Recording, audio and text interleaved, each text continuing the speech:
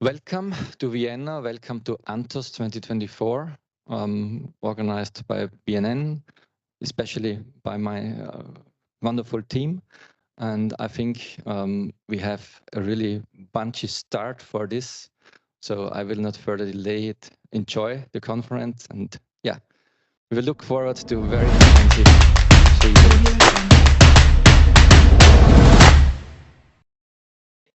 First speaker is Evangelos Daskalopoulos, Policy Officer at the European Commission DG RTD, and he will talk about the SSbD stage of play. Thank you very much, first of all, for the invitation. I'm very happy to be here and open this session. And today I'm going to talk to you about safe and sustainable by design, the state of play. Okay, sorry. So you will all agree here. Okay, you will all agree here that if we're going to have a future, we count on a healthy planet. And actually, the Green Deal is a package of policy initiatives which aim to set Europe in a path towards the green transition. Of course, it also deals with, it aims also for a fair and prosperous society, which will also include the circular economy. And about 3 years and a half, in October 2020, the Commission adopted the Chemical Strategy for Sustainability, which aims practically in a healthy, in paving the way and ensuring human health and a healthy environment. And it has taken into account safety and sustainability for chemicals and materials. To this end, it's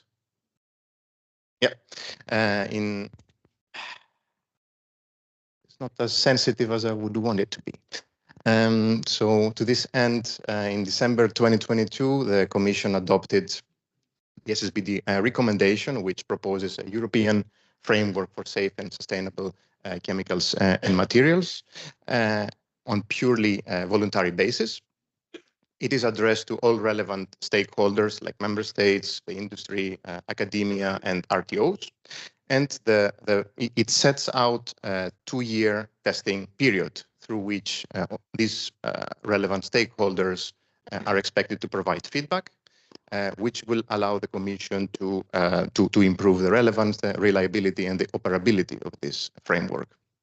And these results eventually, as I will also discuss in a later slide, will make it possible to define actual criteria for what is meant by safe and sustainable by design.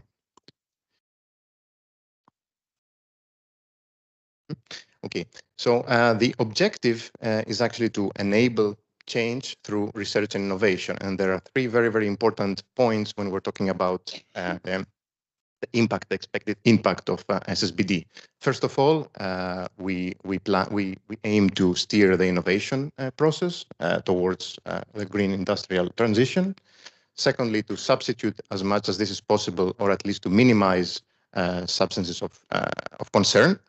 So here we're talking about, for example, coming up with alternatives to this kind of hazardous substances, and minimizing the impact for the human health, for the environment, and also for the climate.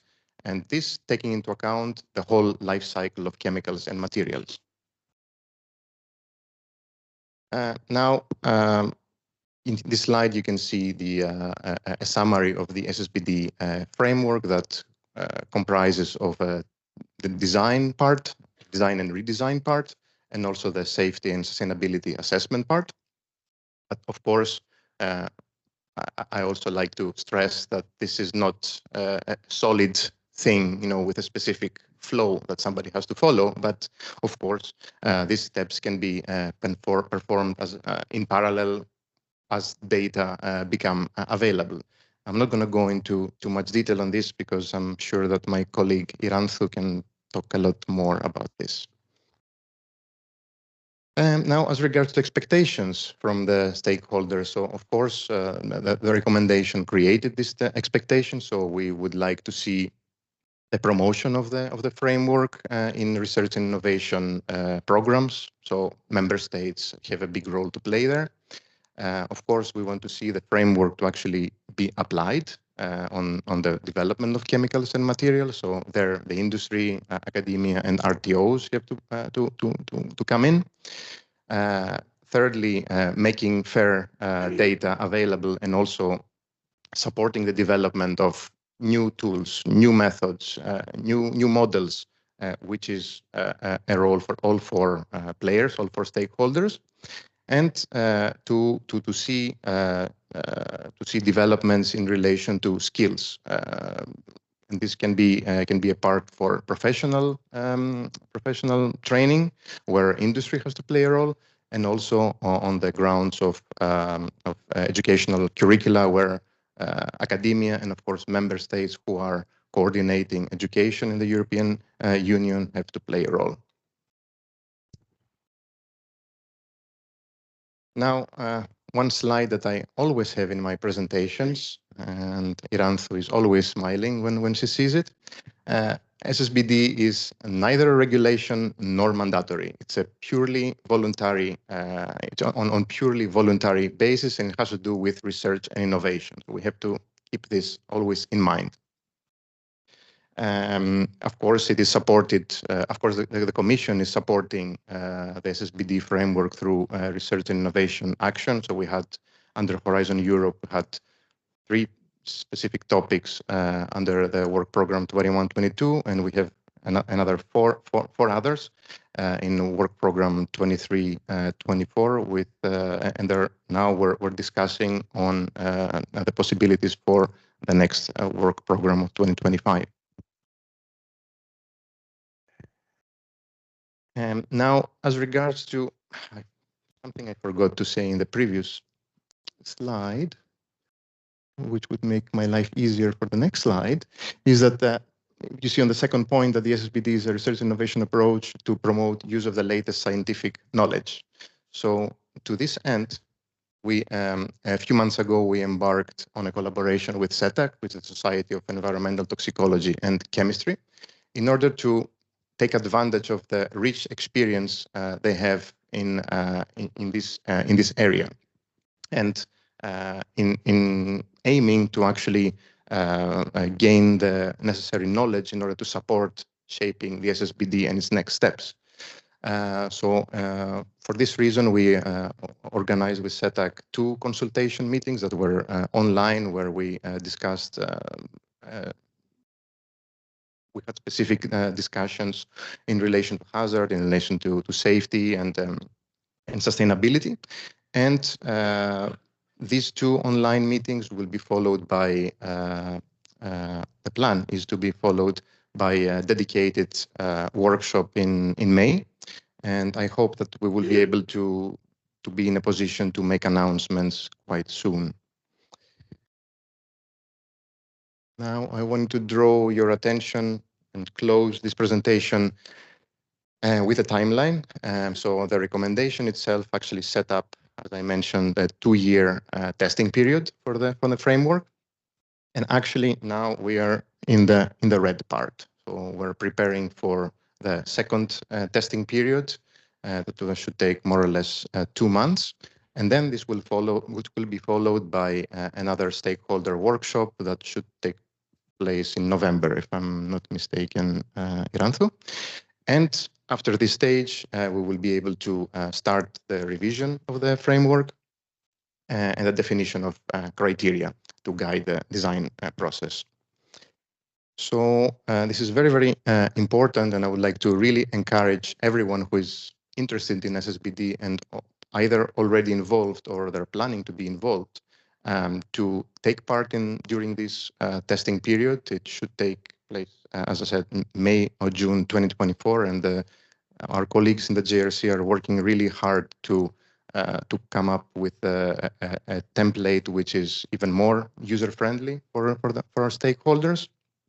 And I cannot stress enough that now is your chance to actually take part in this and actually shape the next stages before the framework is revised.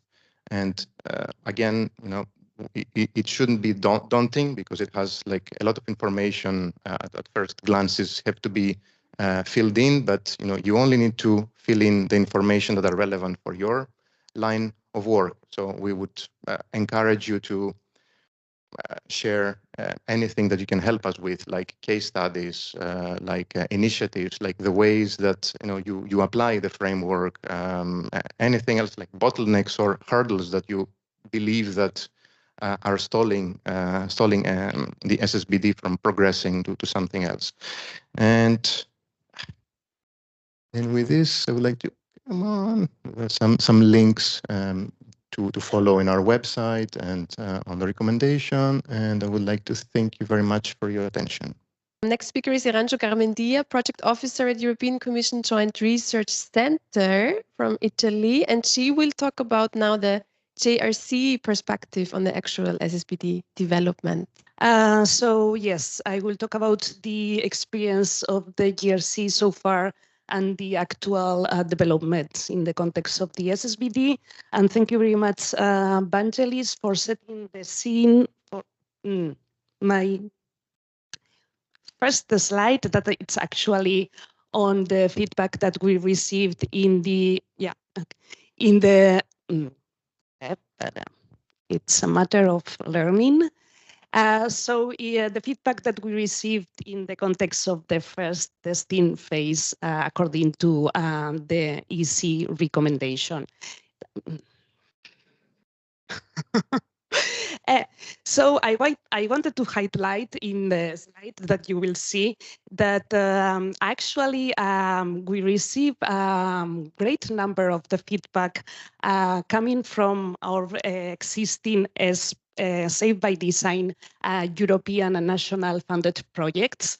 And actually, I would like to thank you for this contribution, and again, encourage you, as Vangelis was saying, to do the same in the second testing phase, especially because yesterday we were discussing how to disseminate the results already obtained in the closed projects, but also to start working in the new ones.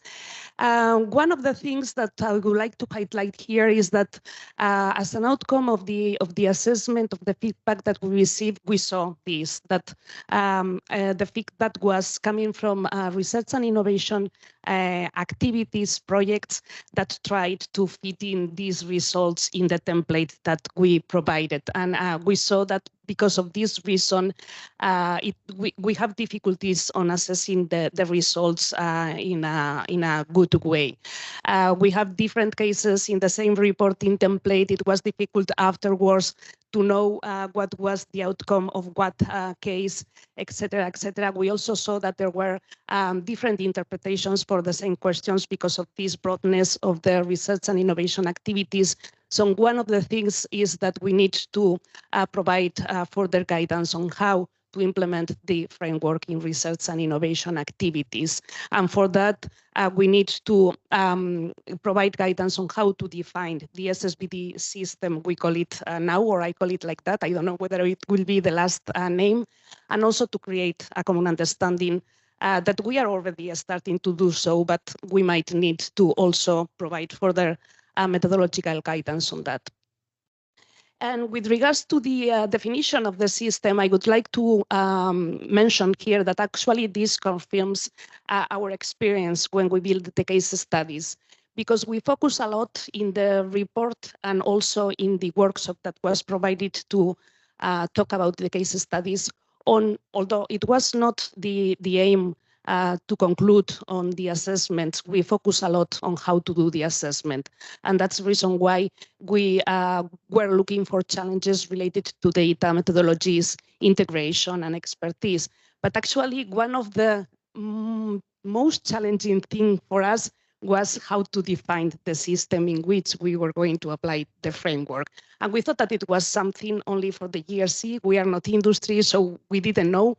But we have seen that it's also for consortia and for people that it's providing the feedback sometimes define the case. And with the common understanding, I also would like to highlight that we have experienced that in many different events where we have participated and attended. But in particular, I would like to mention the SSbD bootcamp that was organized last year in collaboration with PARC, because in this case, we look for having the participation of this multidisciplinary expertise that is needed in the context of the SSbD, and we look for attendees coming from industry, from academia, from research, from consultants, also having experts from the hazard, exposure, life cycle assessment, social, economical, and the outcome of this, it was that it was very interesting learning for all the participants, but that we need still to create this common understanding and as Hubert was saying yesterday, even going further, create this SSbD expertise that it's needed, and SSbD way of thinking that it's needed in order to make it applicable and also successful. So a little bit on the developments, as I mentioned, we are now working on the methodological guidance that to provide further guidance on how to implement the framework. And as I said, one of the things that is needed is to know that there is a need to define the system, because the SSbD is about a chemical material, but as we mentioned yesterday, safety, it's not only about hazard, it's a lot about the exposure and the use. And for that reason, and especially for the safety, but also for the sustainability, there is a need to identify the processes in which we are using the chemicals, materials, and the products that they were and being part of. This also helps to identify the value chain and the actors involved, because this is not a one single company exercise, and all the actors in the value chain have the role and have the responsibility in implementing the framework. And this, of course, will also help to identify the aim of the application of the SSbD in these broader research and innovation activities, and also to identify where we need to improve, where we need to redesign. And in this context, we also want to highlight that the iterative nature of the framework also applies when we are defining the system. It can happen that we have more than one systems in which we need to apply the framework depending on what is the redesign that we do in this system. And with regards to the common understanding, okay, some of the things were already mentioned, and of course it goes further than this, but we need to start, because sometimes we have it very clear, but when we start discussing, suddenly we shift our understanding and we start talking about regulations, etc., etc. So here, highlight that it's an approach to support the redesign of chemicals, materials, but also processes and products in which these chemicals and materials are involved. It is an entire value chain effort and responsibility. It is a pre-market approach, not a regulation, voluntary in research and innovation activities. It is an integrative approach. It's safety and sustainability by design. As Vangelis was saying, it's not a stepwise, I would say that not even a parallel approach, but it's an integrative. So we need to consider all these aspects together already in the design phase. It is iterative, and then it's not that I want to insist on that, that for whatever reason I did not save the last version. So what Vangelis was saying supports and promotes the use of new scientific knowledge, but also the development of new ones. And I think, we, of course, in the guidance will cover other aspects related to the assessment, and highlighting the fact we also mentioned yesterday, it's not only about safety. There is a lot that needs to be done in the sustainability part, and there is a lot in the methodological guidance to provide further guidance. And next steps. So the methodological guidance will be published somewhere soon. And then we have the second testing phase. Again, please provide your feedback. That way we will also have material for the 5th stakeholders workshop and for further methodological guidance development and the revision of the framework in 2025.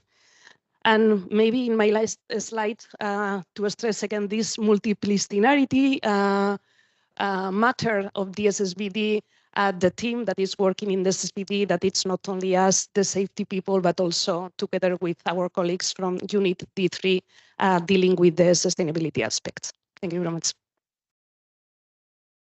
Perfect. Thank you very much, Iranchu. We have time now for quick questions on this topic to Vangelis and Iranchu. Hi, Sean Kelly from the Nanotechnology Industries Association. You say about safe and sustainable by design being across the value chain, and I was just wondering how this will actually be supported. Is it something that's going to be wrapped into, for example, the digital product passports to allow data to be passed through the value chain in an anonymized way?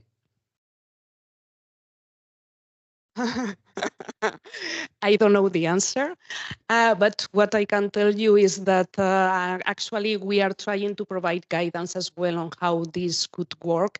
In the safety domain, there are already a lot of tools on how to pass this information up and down in the supply chain, and we are striving for doing the same for the sustainability. Yes, the digital product passport is something that it's being discussed, but bear in mind that this is very product related, and here we are talking about chemicals. And maybe for that, you will learn more about it in the next session where IRISS will be presenting, because they are the leaders in this topic of integrating the entire value chain in the SSbD effort. Yeah, Ottmar Schmid, Helmholtz Center Munich. Thank you for the introduction into the topic. You stressed that this is a pre-market endeavor and it's voluntary. But of course, if you read the call text of NMBP 16, then there's also a call for regulatory activities. So could you comment on the possible links of parallel activities towards regulatory use of this concept, or just give us a flavor of what you think, what link, what spillover could happen from this pre-market activity on a voluntary basis to a regulatory aspect? First of all, the NMBP topics were actually opened before the recommendation, which was adopted in December 2022. So I see a clear separation there because the whole development of the framework and this being purely on voluntary basis and talking about research and innovation is described in the recommendation. Now, as regards to the regulatory part, what I can say is that we are working together with other DGs in the Commission that are doing work that is let's say towards similar lines, and we make sure that we align our work with them. However, again, I'm going to stress that we're not talking about anything that has to do with the regulatory ecosystem. Thank you. The last question was here. Martin Himli, University of Salzburg. I wanted to come back to this latest slide that you showed on the timing, because now we have been kicking off the methodological projects on SSbD. Of course, there will be relevant results coming out probably also in the second half of the projects.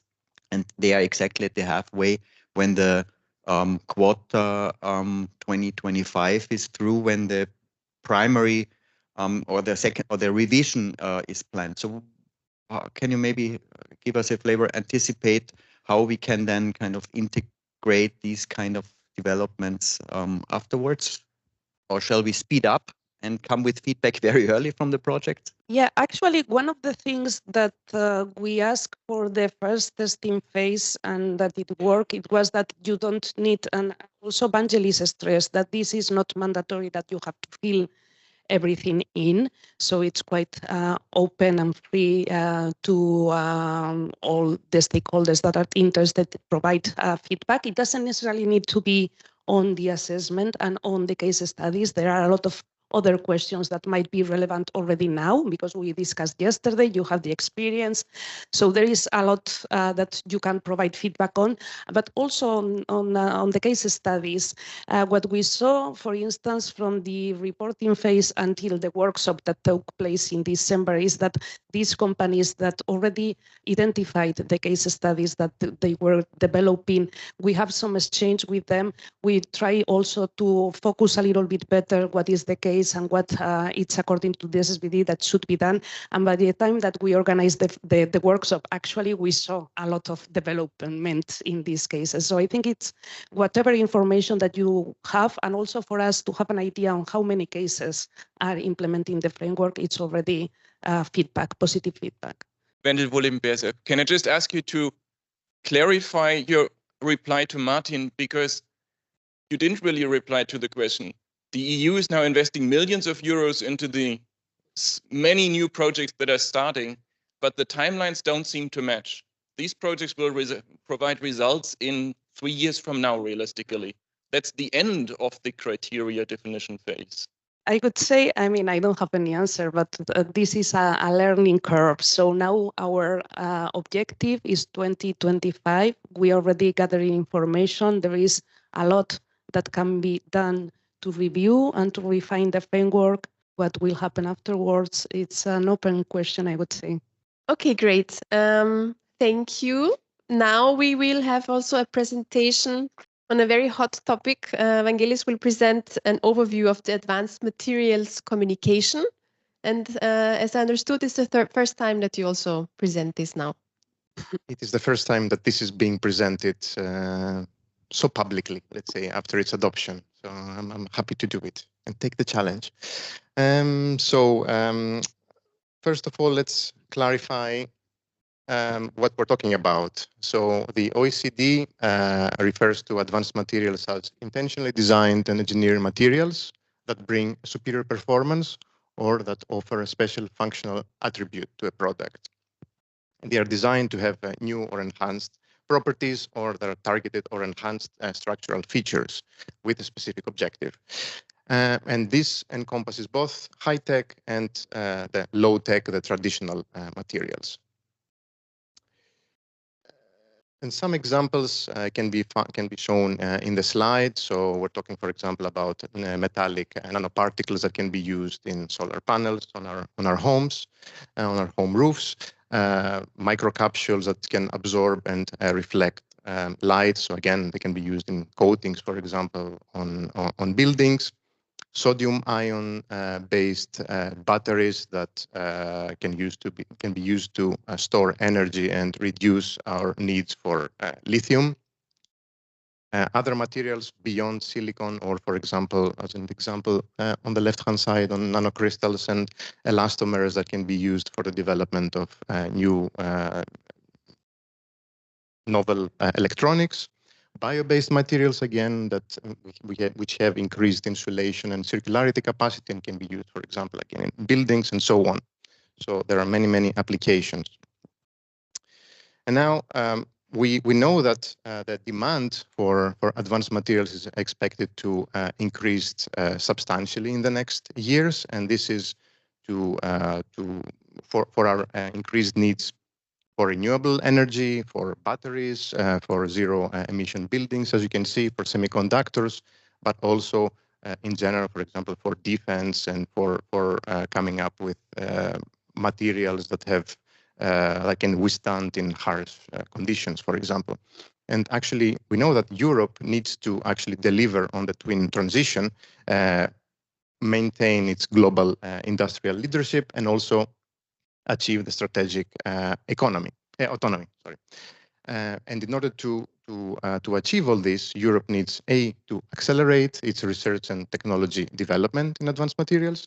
Secondly, to scale up its innovation and manufacturing capacities. And thirdly, to accelerate the industrial uptake of advanced materials.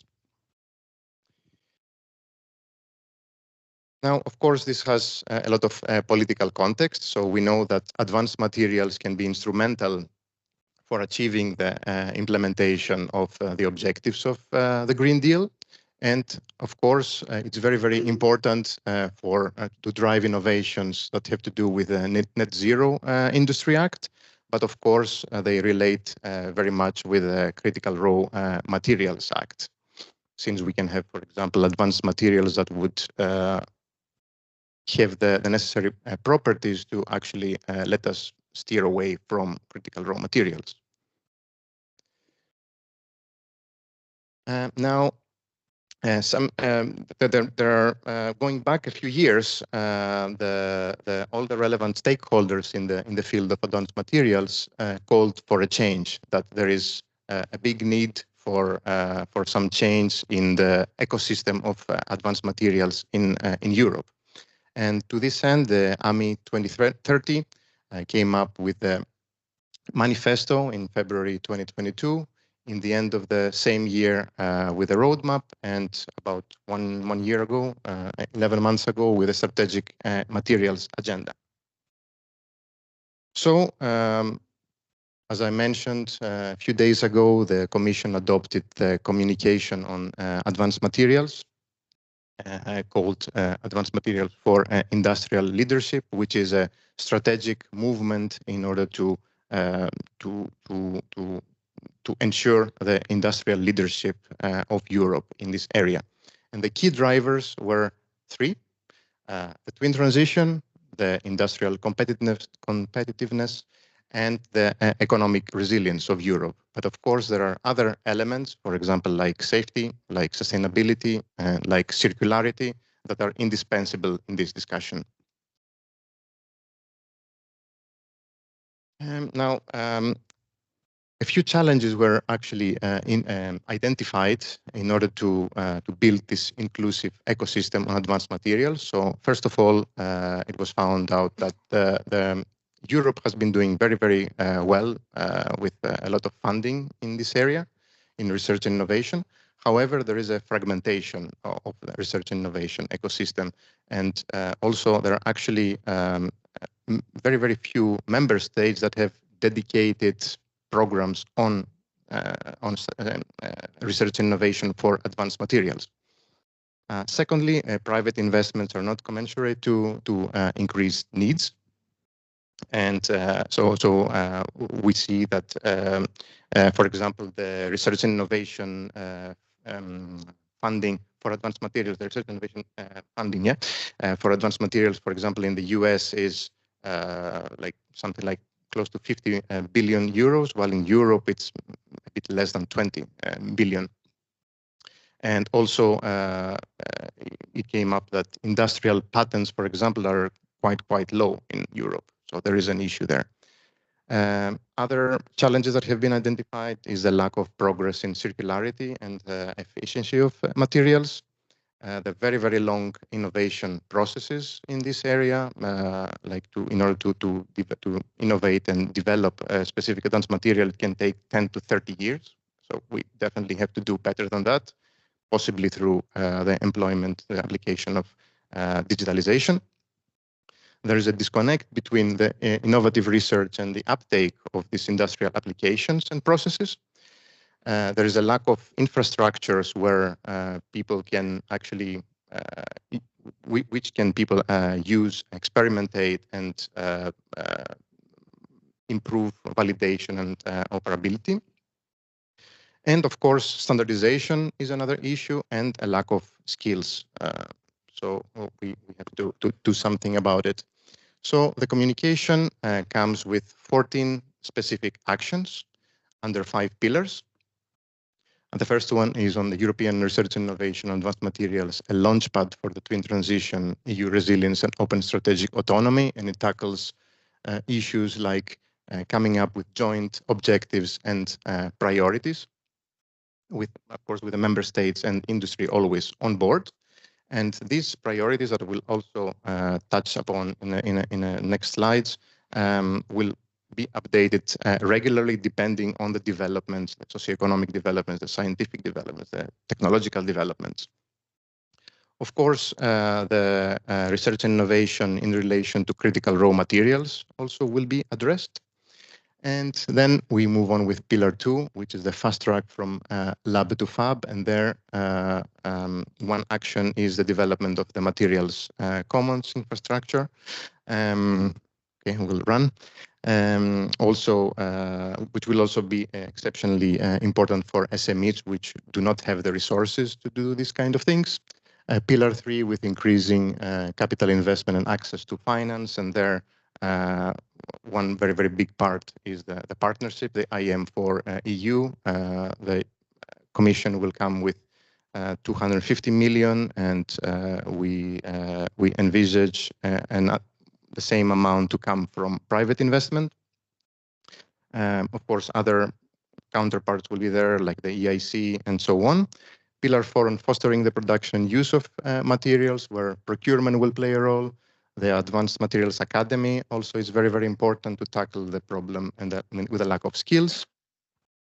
Standardization and also scanning the mapping what is going on with patents. And lastly, pillar 5 is the overall governance framework, because we have to ensure that all the structure will be appropriately guided. So the Technology Council will be set up with an advisory role to the Commission on these grounds. And I'm almost over.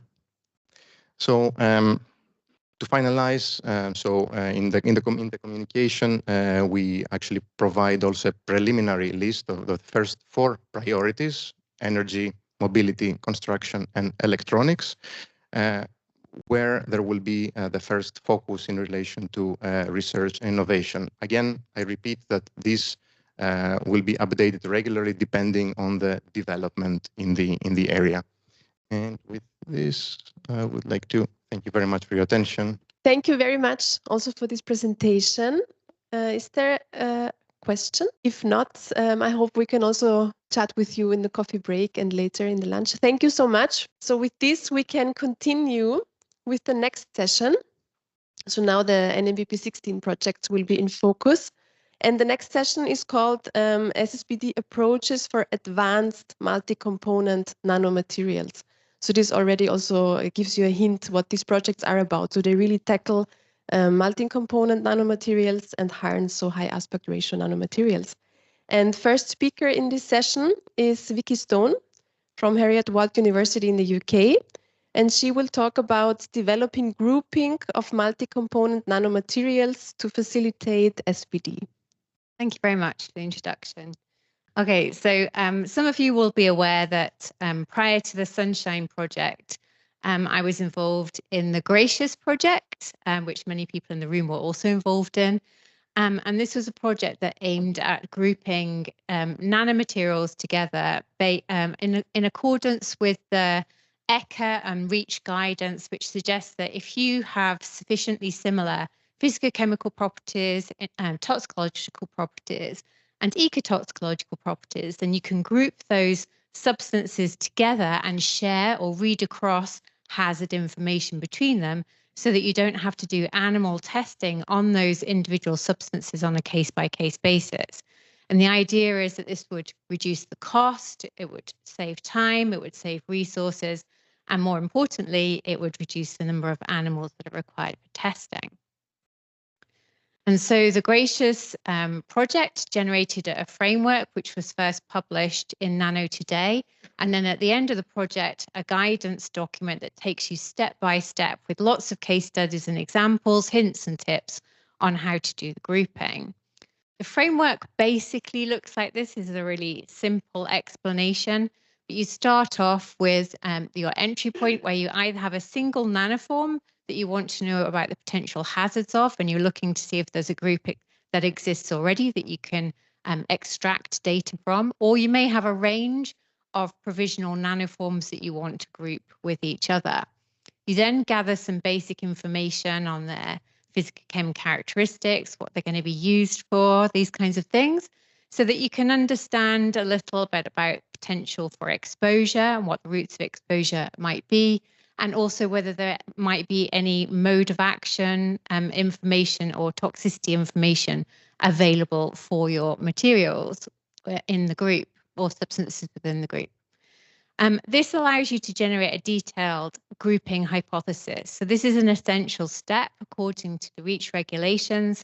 You need to be able to generate a hypothesis that explains or provides an indication of why your substances, or in this case nanoforms, can be grouped with each other, that crosses those key factors that I mentioned previously, their physical and chemical characteristics, but also their fate and behavior in the environment, their toxicokinetic, and their hazards to humans and the environment.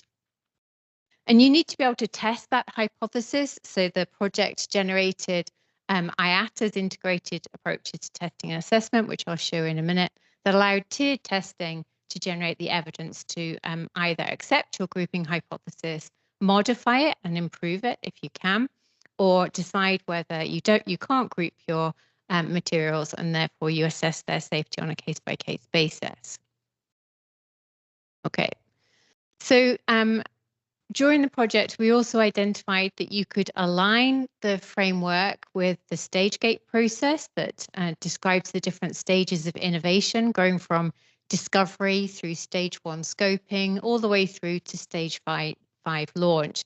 And that actually the information gathered in the basic information step could take you quite a long way in providing information to support the early stages of the stage gate process, and that if you progressed all the way through the framework, you could take you to your project launch. A key part of that framework was the generation of a hypothesis template.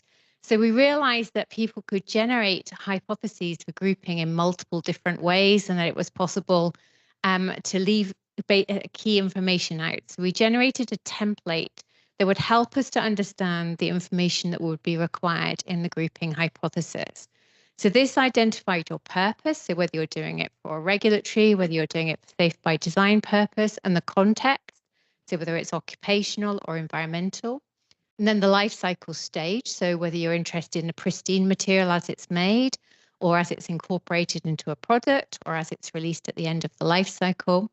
And then these 3 key questions, which you'll see in the regulations: what they are, the physichem characteristics, where they go, the toxicokinetics or the fate in the environment, and then what they do, so the hazards. And we generated a range of grouping hypotheses for different types of nanomaterials in the project. And we also generated a range of these integrated approaches to testing and assessment, which are decision trees that guide the user to gather the information on exposure, physichem characteristics, the target tissues likely to be exposed, and the hazard endpoints that should be assessed.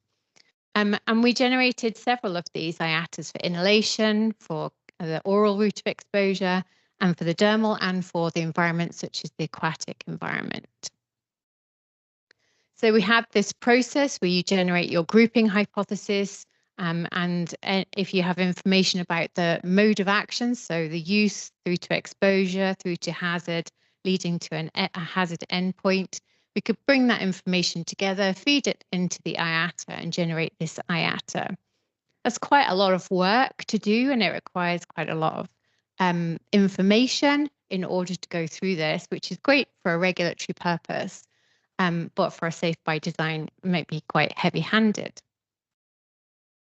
Here's the more detailed image of the IATA, just to give you an idea that it contains a lot of information on things like dissolution. So it focused on dissolution as the main form of transformation, and that was first of all for the oral route of exposure in the gastrointestinal tract fluids, whereas in the lung it would be in lung lining fluid, and for skin it would be in sweat. And then we would look at dissolution inside the cell in the phagolysosome, where the pH is very low. And then we would focus on hazards. So the IATAs all had that similar structure to them. And then for each decision node, each question within that decision tree, we would generate a tiered testing strategy through from simple tier 1 methods through to animal models in tier 3. And then that would allow you to generate a matrix of data that you could feed in different sources, existing information, computer generated modeling, analytical work from the lab or from in vitro studies. So you could assess then whether your substances were similar to each other or not, and then make a grouping decision. So now I bring you on to the Sunshine project, which has been working closely with Harmless and Diagonal to try and take that knowledge from the Gracious project and apply it to the multi-component nanomaterials. And of course, the multi-component nanomaterials are extremely diverse as an array. I'm not going to use the word group because they're not a group, but as an array of substances or materials. And they can go from, core shell. Oh, no, sorry. Core shell structures at the top here, coated structures like liposomes with something inside it, for example, or they could be nanomaterials associated with nanomaterials, or they could be a composite that includes nanostructures within them. And of course, as you use these composites, they might release the original multi-component nanomaterial or some transformed version of that multi-component nanomaterial. So Agnes Uman from the RIVM in the Sunshine project led a scoping activity which tried to identify an array of enhanced properties that could be exhibited by these multi-component nanomaterials, and then to identify whether those enhanced properties might also influence their toxicity. And she's just writing that up as a paper at the moment, but it involves things like changing the surface reactivity, changing dissolution and transformation, but also things like tensile strength and ability to generate redox reactivity. We also knew as toxicologists that multi-component nanomaterials had the potential to induce mixture effects. Mixture effects not just in terms of their physical and chemical characteristics, but also in terms of their toxicity. So instead of just adding the effect of substance A to substance B to give you an additive toxicity, you might actually get a synergistic response where you get an interaction between the substances within the multi-component nanomaterial to exaggerate the toxicity, or you might actually get an antagonistic where one counteracts the effect of the other. So we put this information together about the mixture effects, about the enhanced properties, the grouping framework developed by Gracious, and we came up with a new approach that we've applied to the multi-component nanomaterials. We identified quite quickly there are too many variables to come up with a useful list of grouping hypotheses. So Gracious generated 40 grouping hypotheses. We can't do that for multi-component nanomaterials. There are far too many of them to give this kind of example list. An overarching grouping hypothesis for a specific case study is too complex to easily test. So for Gracious, you end up with one grouping hypotheses for your group of materials, which you would then test. But we're suggesting for a group of multi-component nanomaterials, the generation of one hypothesis that covers all of these potential enhanced properties. Mixture effects is too complicated. And using a full IATA would be too costly and was not really required at the early innovation stages. It's too heavy-handed. So we've taken the Gracious framework and we've broken down the process systematically into bite-sized chunks that should help to make it cheaper and easier to address. So the framework now looks something like this. The entry point is still the same. You still enter with a range of multi-component nanomaterials or a single multi-component nanomaterial. But you also have the components of the multi-component nanomaterial. So if it includes, for example, zinc oxide, you would have zinc oxide in your group. If it includes silica, you would have, for example, silica in your group. And you would also consider benchmark substances as well that you want to compare your multi-component nanomaterial to in order to understand their hazards. So these would be things that you already have hazard data for. You then look at your purpose of grouping. So that's exactly the same as Gracious. So are you doing it for regulatory? Are you doing it safe by design? You look at the use and the life cycle stage so you can understand exposure hotspots. And you look at the literature for any of the components of the multi-component nanomaterial or the multi-component nanomaterial itself to see if there's any hazard information available that can help to inform either the adverse outcome pathway or the mode of action that tells you about the steps that you can assess to identify hazards. And then instead of going to make an IATA or a specific overall grouping hypothesis, what you do is you automatically go to a matrix. And that matrix has on the top as the columns a column for the enhanced properties and a column for each of the phys-chem characteristics. So that's the what they are row. And then we have the where they go row, which is you identify whether that enhanced property might influence where they go. You then identify whether phys-chem characteristic 1 might influence where they go. And then you, from the information that you have available, you can try to estimate whether that impact might be minor or major, and then you can use that to generate like a little mini hypothesis. And then you do the same for what they do. So you look at enhanced properties, relate that to what they do, and each phys-chem characteristic to what they do. And that enables you to prioritize your hypothesis by just focusing on the major ones. So, and if you don't know, you can put a question mark next to them, but you should be able to identify at least 1 or 2 that are major impacts. So this is what the template looks like in reality. So I just showed you a simplified version in the previous slide, but this is what it looks like in reality. I won't go through it again. Instead, what I'll do is I'll go through it with a case study that's been included. So this case study is a mesoporous silica that has a zinc oxide nanomaterial coating. So both the silica core is nano and the coating is nano. And the idea is that this is added to cement in order to improve or induce photocatalytic activity to break down NOx in the atmosphere. We can debate the relevance of the case study on another occasion. And the purpose is safe by design. So we have within our proposed group, initially we started off with just the multi-component nanomaterial, and then the core silica mesoporous material, and then a zinc oxide that had been made in the same way as the zinc oxide on the surface of the silica. But we added additional members to that group as the project went on, or as the case study went on. So this is very much an iterative process.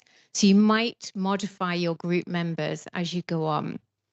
We decided to identify which comparisons were most relevant within our group of materials. We identified that aerosolization and therefore inhalation were likely routes of exposure.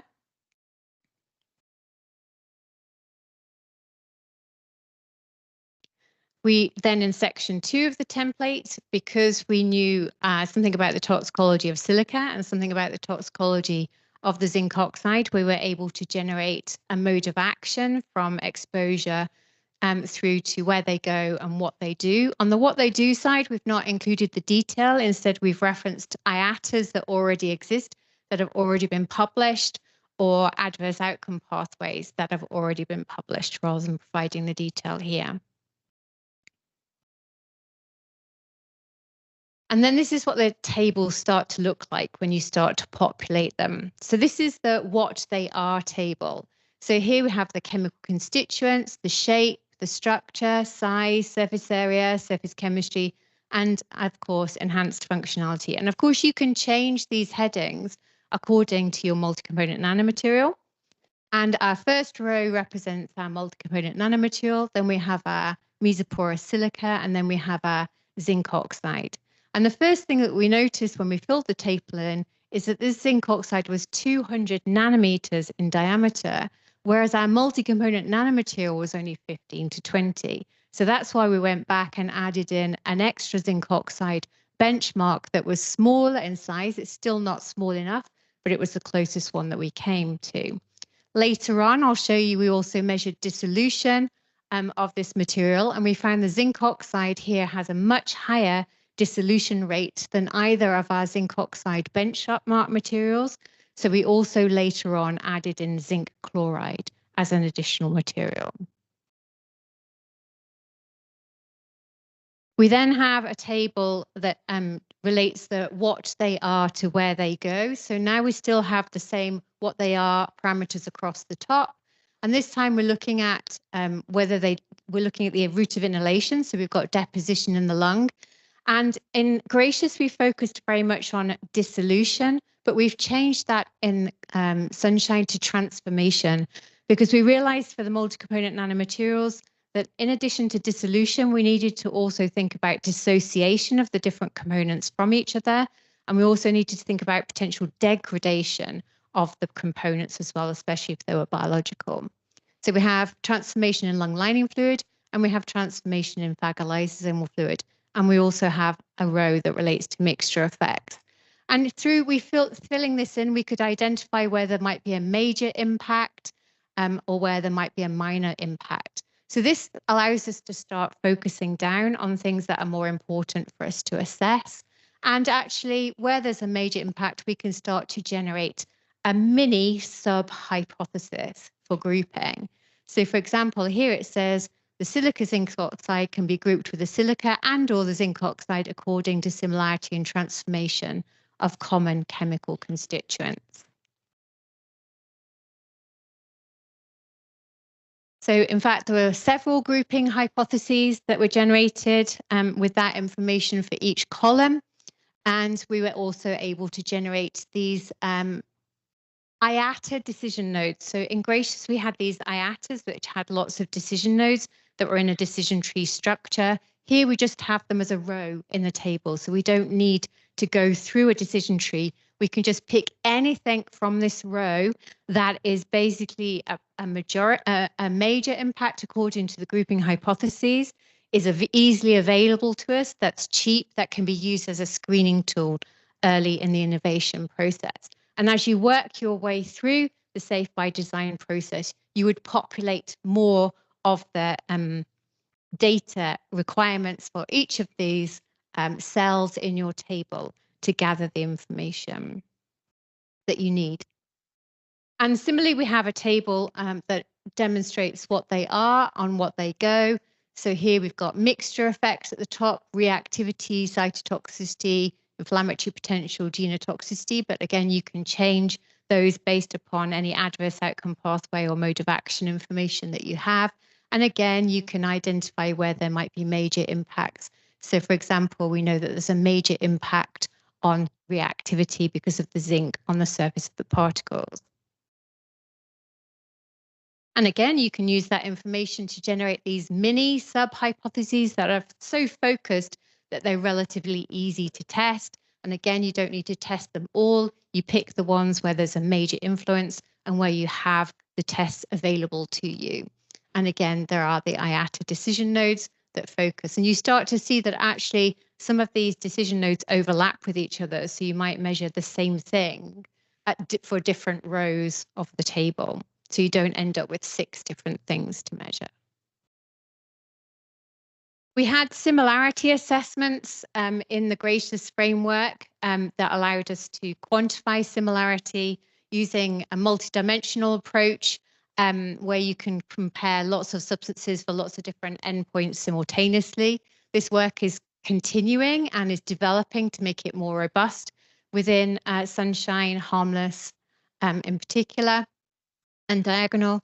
And we also had these pairwise comparisons as well, and that work is also continuing. I'm not going to talk on that. Somebody else can give a talk on that in the future. So to summarize, at the early innovation stages, we start with the information and the data that's available. We don't need to complete all of the boxes in our table. We prioritize the major impacts to identify the major hypotheses. We pick 1 or 2 of those initially based on availability, cost, ease, preference, and impact. And we use our outputs to inform continuation or modifications. As the work progresses, we complete more boxes to expand our knowledge base for decision making and improve the quality of the data and the information used, so that by the later stages of the process, you should be progressing towards a set of data that can be used for regulatory requirements. And with that, I'll finish and say thank you to all the people who've contributed. Thank you very much, Vicky, for this very nice presentation. Questions? Hi, very, very interesting. You've got 2 very different materials, zinc oxide and silica, and they both have very different, they're both toxic to biological material, and they both have very different effects, outcomes. How effective is the coating of the zinc oxide on the silica? Did you actually look at the coating and take images thereof? And Yeah, are you just getting the effects of the zinc oxide, masking the effects of the silica? Very, very interesting, I have to say. so the first thing is that the study is about developing the grouping hypotheses rather than about the material, and the material is there to exemplify the case study, the framework work. But specifically on the material, it's a mesoporous silica, has a huge surface area. When you add the zinc oxide onto the surface, that surface area immediately drops. I can't remember the exact figures, but it was something like 300 meters squared for the mesoporous material, and it went down to something like, I don't know, 10 meters squared for the coated material. And when you look by electron microscopy, you could see that the zinc was actually filling the pores in the surface. So it's reducing that surface area. The coating was incomplete. You could see the silica through it. And importantly, the silica was not spherical. Sorry, the zinc oxide was not spherical on the surface. It was in little plates on the surface, or little shards on the surface. It had a completely different dissolution rate, much, much higher dissolution rate than our zinc oxide nanomaterials, which therefore made it very difficult to group it with the zinc oxide nanomaterial benchmark that we had. And that's why we introduced the zinc chloride into it. Does that answer your question? Yes, thank you very much. I'd love to look at some like material, by the way. We're very close in geography, as we know. So just a comment from very nice, of course, to listen to what you presented from the harmless perspective, that we are also taking the unsupervised approach. So we're generating huge amounts of data and then allowing algorithms and artificial intelligence to sort of give us the groups. And have you considered that? Or I think we can maybe look at it together on the ambassador level, maybe others. Yeah, so Vendel has already initiated that discussion. I think from a, as at the moment, those kind of high throughput screening things can be quite expensive. But I think with time, as the cost of those goes down, when you bring in robotics, etc., I think that will be a really valuable way of doing it. And then you can actually use them to complement each other, I think. Neil Hunt from Yodos. Hi, Vicky. You talked about using enhanced properties and sort of assessing what effect they might have. Is that only going to be the intentional enhanced properties, or perhaps should you also consider unintentional enhanced properties? And if the latter, is there a list that you should perhaps consider when you're constructing this initial matrix? So my diagram is very linear at the moment, and before we publish it, I'm actually going to make it look less linear because it's an iterative process. And so I think, you're doing this alongside the development of the multi-component nanomaterial. So as people learn more about their multi-component nanomaterial, you should also feed that back into this. So if, as people are doing phys-chem characterization, they identify there are other enhanced properties, then I think you should certainly add to that table. It's not something that would be static. As I said, Agnes Suman from RIVM has generated quite a long list of potential enhanced properties, which I think is a nice starting point. And obviously we can add to that as time goes on. Thank you very much, Vicky. I was wondering, it's science to regulation from the call, and we had this some hours or minutes ago, the question, where is the contribution towards regulation? What do you expect? Is grouping ending up there? Is it possible? So grouping is already within the regulations for REACH, so it's already possible to use grouping. The reason the Gracious project was funded was to try and improve the clarity of the process for people to do that. And, because of that, Sunshine and Diagonal and Harmless have been able to build on that. So I do think it will be possible, but I think it's actually quite complicated from a regulatory perspective. But if you work your way through that framework, it will make it less daunting because you're kind of accidentally almost gathering the data that you need for that regulatory purpose as you're going through the design process. And at the beginning, it doesn't all need to be regulatory compliant methods. You're gathering data to make decisions early on. But, you know, as you progress through the innovation, then you would either build on that or replace it with something more robust, I think. So the next session has the topic SSbD Decision Support System and Industrial Implementation. And we will start with the first speaker, Lisa Pizzol from Green Decision in Italy. And she will talk about the Sunshine SSbD approach and e-infrastructure. Pleasure to have you, Lisa, and please.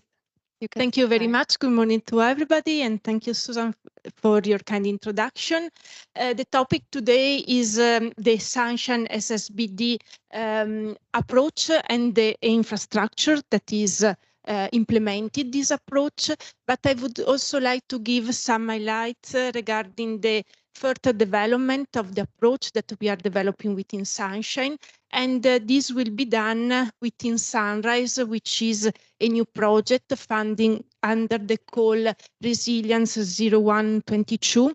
And the aim of this project is to develop integrated impact assessment methodologies to support SSbD decision-making for advanced material. It just started in January this year. Okay, perfect. First of all, some introduction about the Sunshine. It has been already mentioned by Vicky in the previous presentation. Sunshine is a quite large project that started in January 2021 and will finish this year in December. It is composed of 34 partners, and it is related to safe and sustainable by design strategies for high-performance multi-component nanomaterials. I would like to stress that already in the title of the project, there is the word sustainability. That was because we thought that already in the proposal stage, we should include this aspect, and also the consortium is built in order to have expertise in sustainability assessment.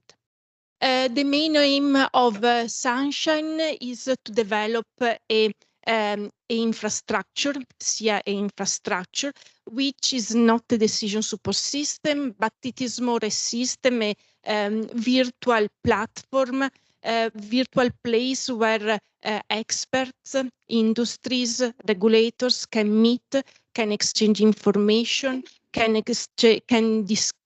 exchange messages on the development of safe and sustainable by design strategies for advanced material. In this context, in this virtual place, they can also find information, but also tools, models, and data for developing SSbD strategies for multi-component nanomaterials. This infrastructure is facilitating the creation of a trusted environment between industry and regulators, and is based on the assessment of different aspects such as safety, functionality, and sustainability at different stages of the innovation process. The infrastructure has been built upon the result of different European projects, such as Nanoinformatics, SUN, Gracious, a Nanomapper, and it brings different tools, for example, so the grouping and read across tools that have been developed, and they are provided within a, let's say, easy interfaces where industry and regulators can find this information. The infrastructure is based on the SIA approach, but what is SIA? SIA combines the safe and sustainable by design and regulatory concept in order to identify and minimize the possible health and environmental risk, and also the sustainability impacts. It addresses regulatory requirements for safety and sustainability, and it relies on dialogue between industry and regulators.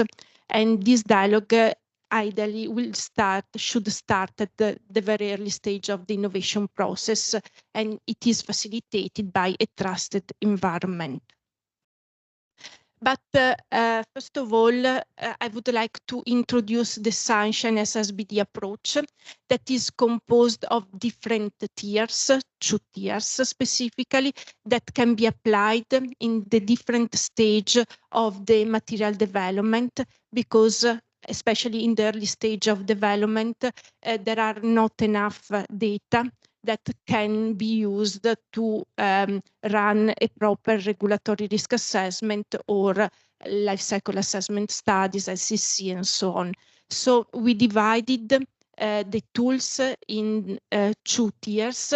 The first tier is a qualitative one, and within this tier, we are providing a specific models that is supporting this assessment, while in the second tier, that is in a more developed stage of product development, standard tools such as regulatory risk assessment, life cycle costing, and social LCA can be applied.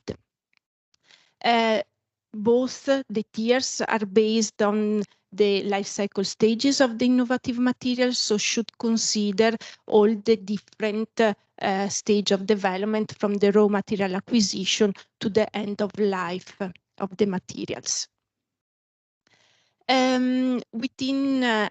We are developing this within Sunshine, but we will further develop it and refine within Sunrise.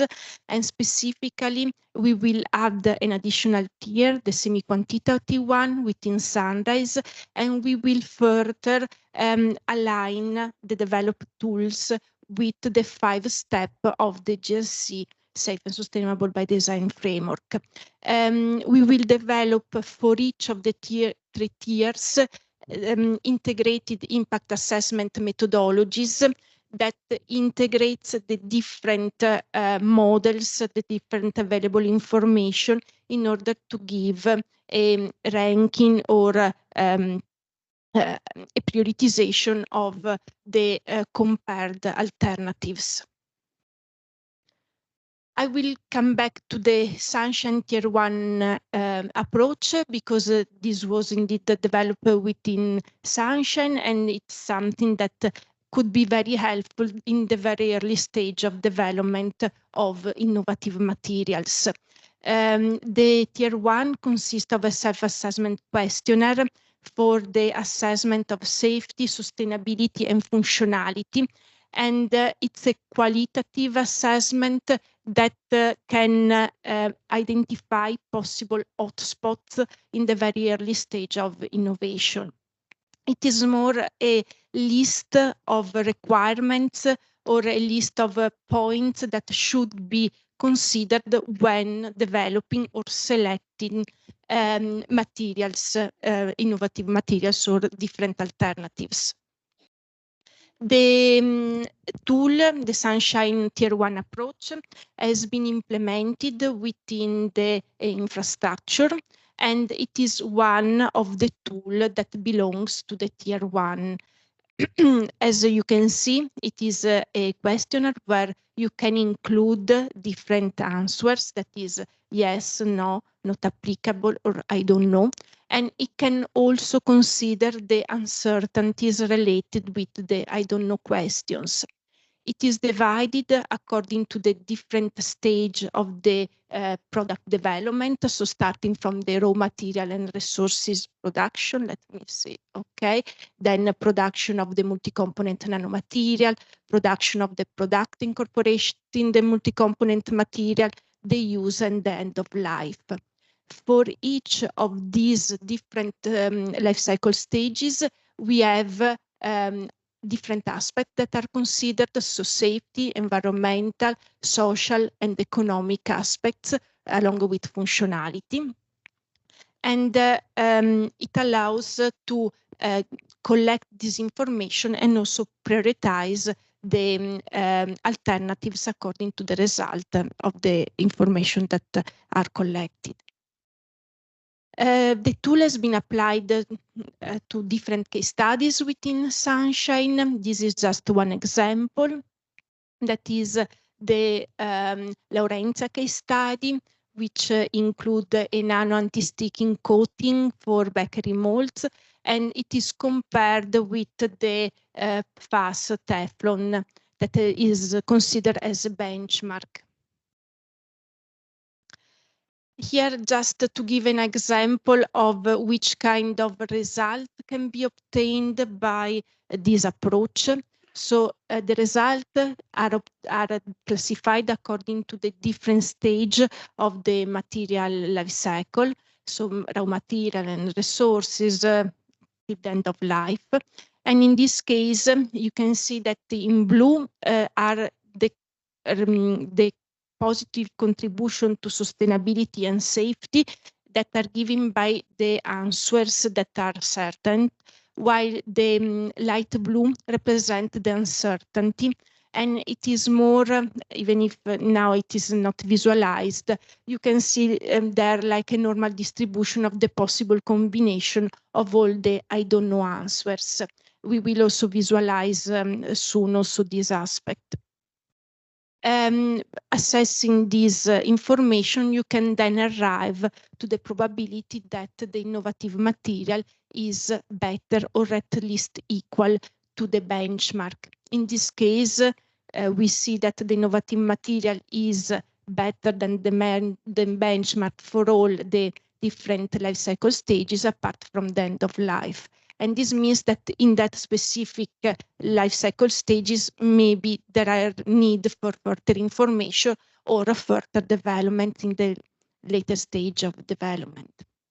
You can see the same things also for the different aspects, safety, environmental sustainability, and so on, and also as a total contribution from all the different aspects that are included in the assessment. Here you can see the sunshine infrastructure that is divided according to the 2 tiers. Oops, no, sorry. Oh my God. Okay. This one. So tier 1 and tier 2. Tier 2 is divided according to the 5 steps of the GSC framework. So we have chemical hazard, occupational risk, use risk, environmental and social and economic aspects. And it also implemented the 2 tiers of development. So you have the tier 1 and the tier 2.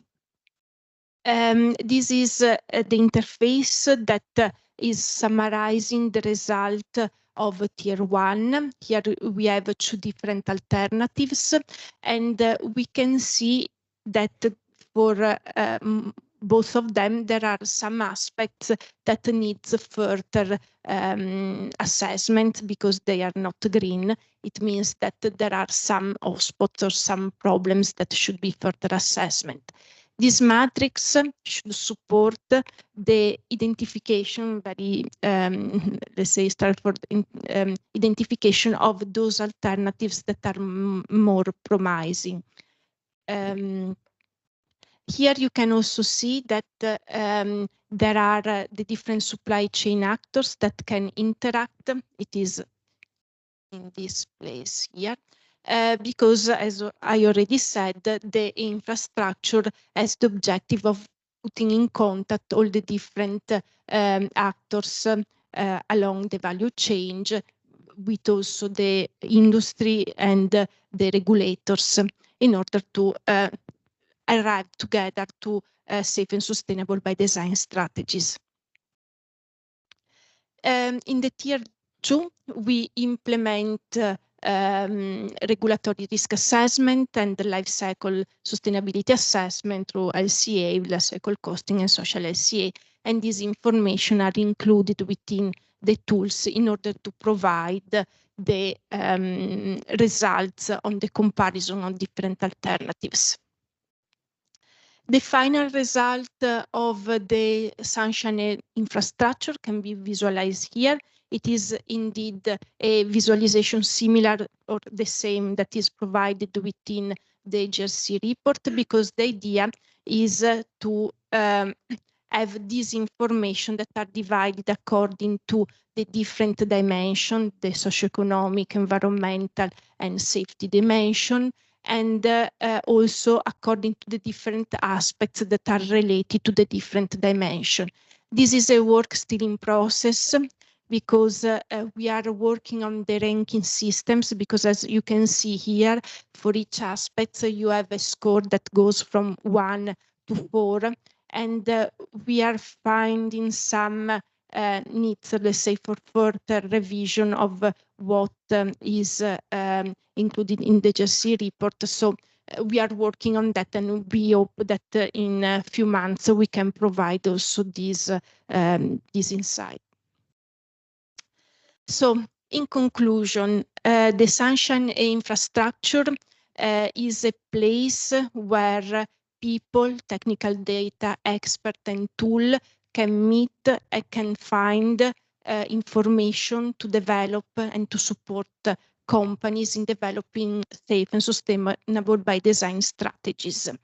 It is aligned with the ECHA and also with the 5 steps of the GRC framework, and it is divided in different tiers in order to support also the screening of alternatives in the very early stage of development, where the data are lacking and it is not possible to perform full risk assessment, LCA, the cycle costing, and social LCA.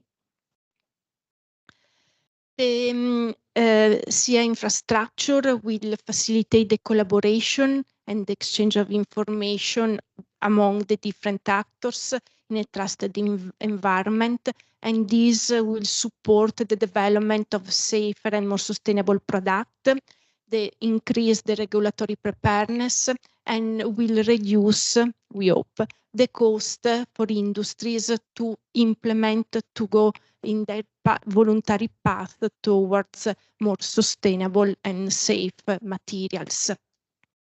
The infrastructure will also facilitate the safety and sustainability assessment in the early stage of development, as already said, and this should shorten the time and increase the chance of this novel material to reach the market. That is one of the objectives that was set this morning.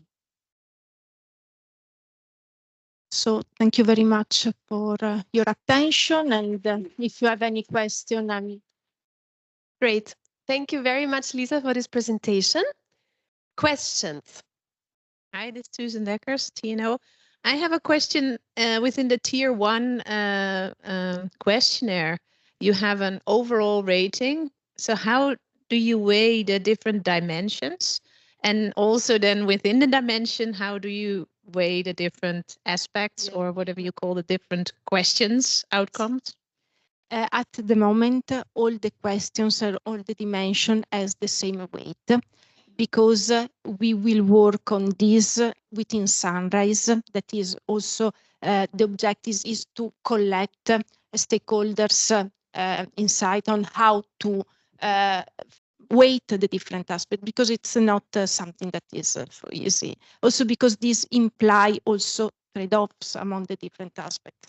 So at the moment, we decided to take that equal.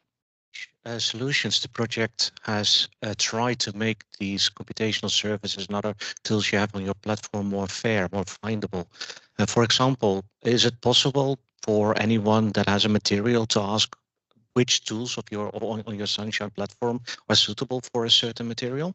We included some tools within the platform, and then the user can apply them. It is, I mean, you need to log in to have all the information, and when you are logged in, you can access the different data, and we are responsible for the data that we included in the tool, but then also the different actors could exchange data. In that case, I mean, it's on the trust, let's say, of the different actors that provide this information.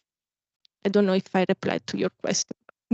Maybe we can discuss it later. Yes, there's another question there. Very briefly, I'm a chemist and I struggle to know what Laurentia is. What is it? It's a company. It's a company that is producing. Oh, okay. Yes, It's not a compound or a material. No. I'm sorry. Yes, Yeah. the company. Okay. And we continue with the next presentation given by Blanca Suarez from Tema Solutions, Switzerland. And she will talk about the harmless SSBD framework, tools, and design principles. Thank you, Susan. Okay, thank you so much for giving us the opportunity to give this series of harmless presentations. I'm going to start with my presentation is the first of two presentations. I'm going to discuss about the safe and sustainable by design, the framework from harmless. And the next presentation, Susan Deckers will introduce the realization of this framework into a decision support system. So here is more a conceptual presentation. So first of all, a few highlights on the framework. Well, this framework didn't come out of the blue. Of course, as also Lisa mentioned, we have a background in different projects. For inspiration, we follow up on the Nano Rec2 project, Calibrate and Gracious projects based on also the partners' experience. Also following on this, we built on 3 pillars, safer materials and products, safer production and processes, and safer use and end of life. We are following the stage gate model, but we are implementing the life cycle thinking approach. Of course, we need to have the end of life already at the beginning when we are at ideation phase.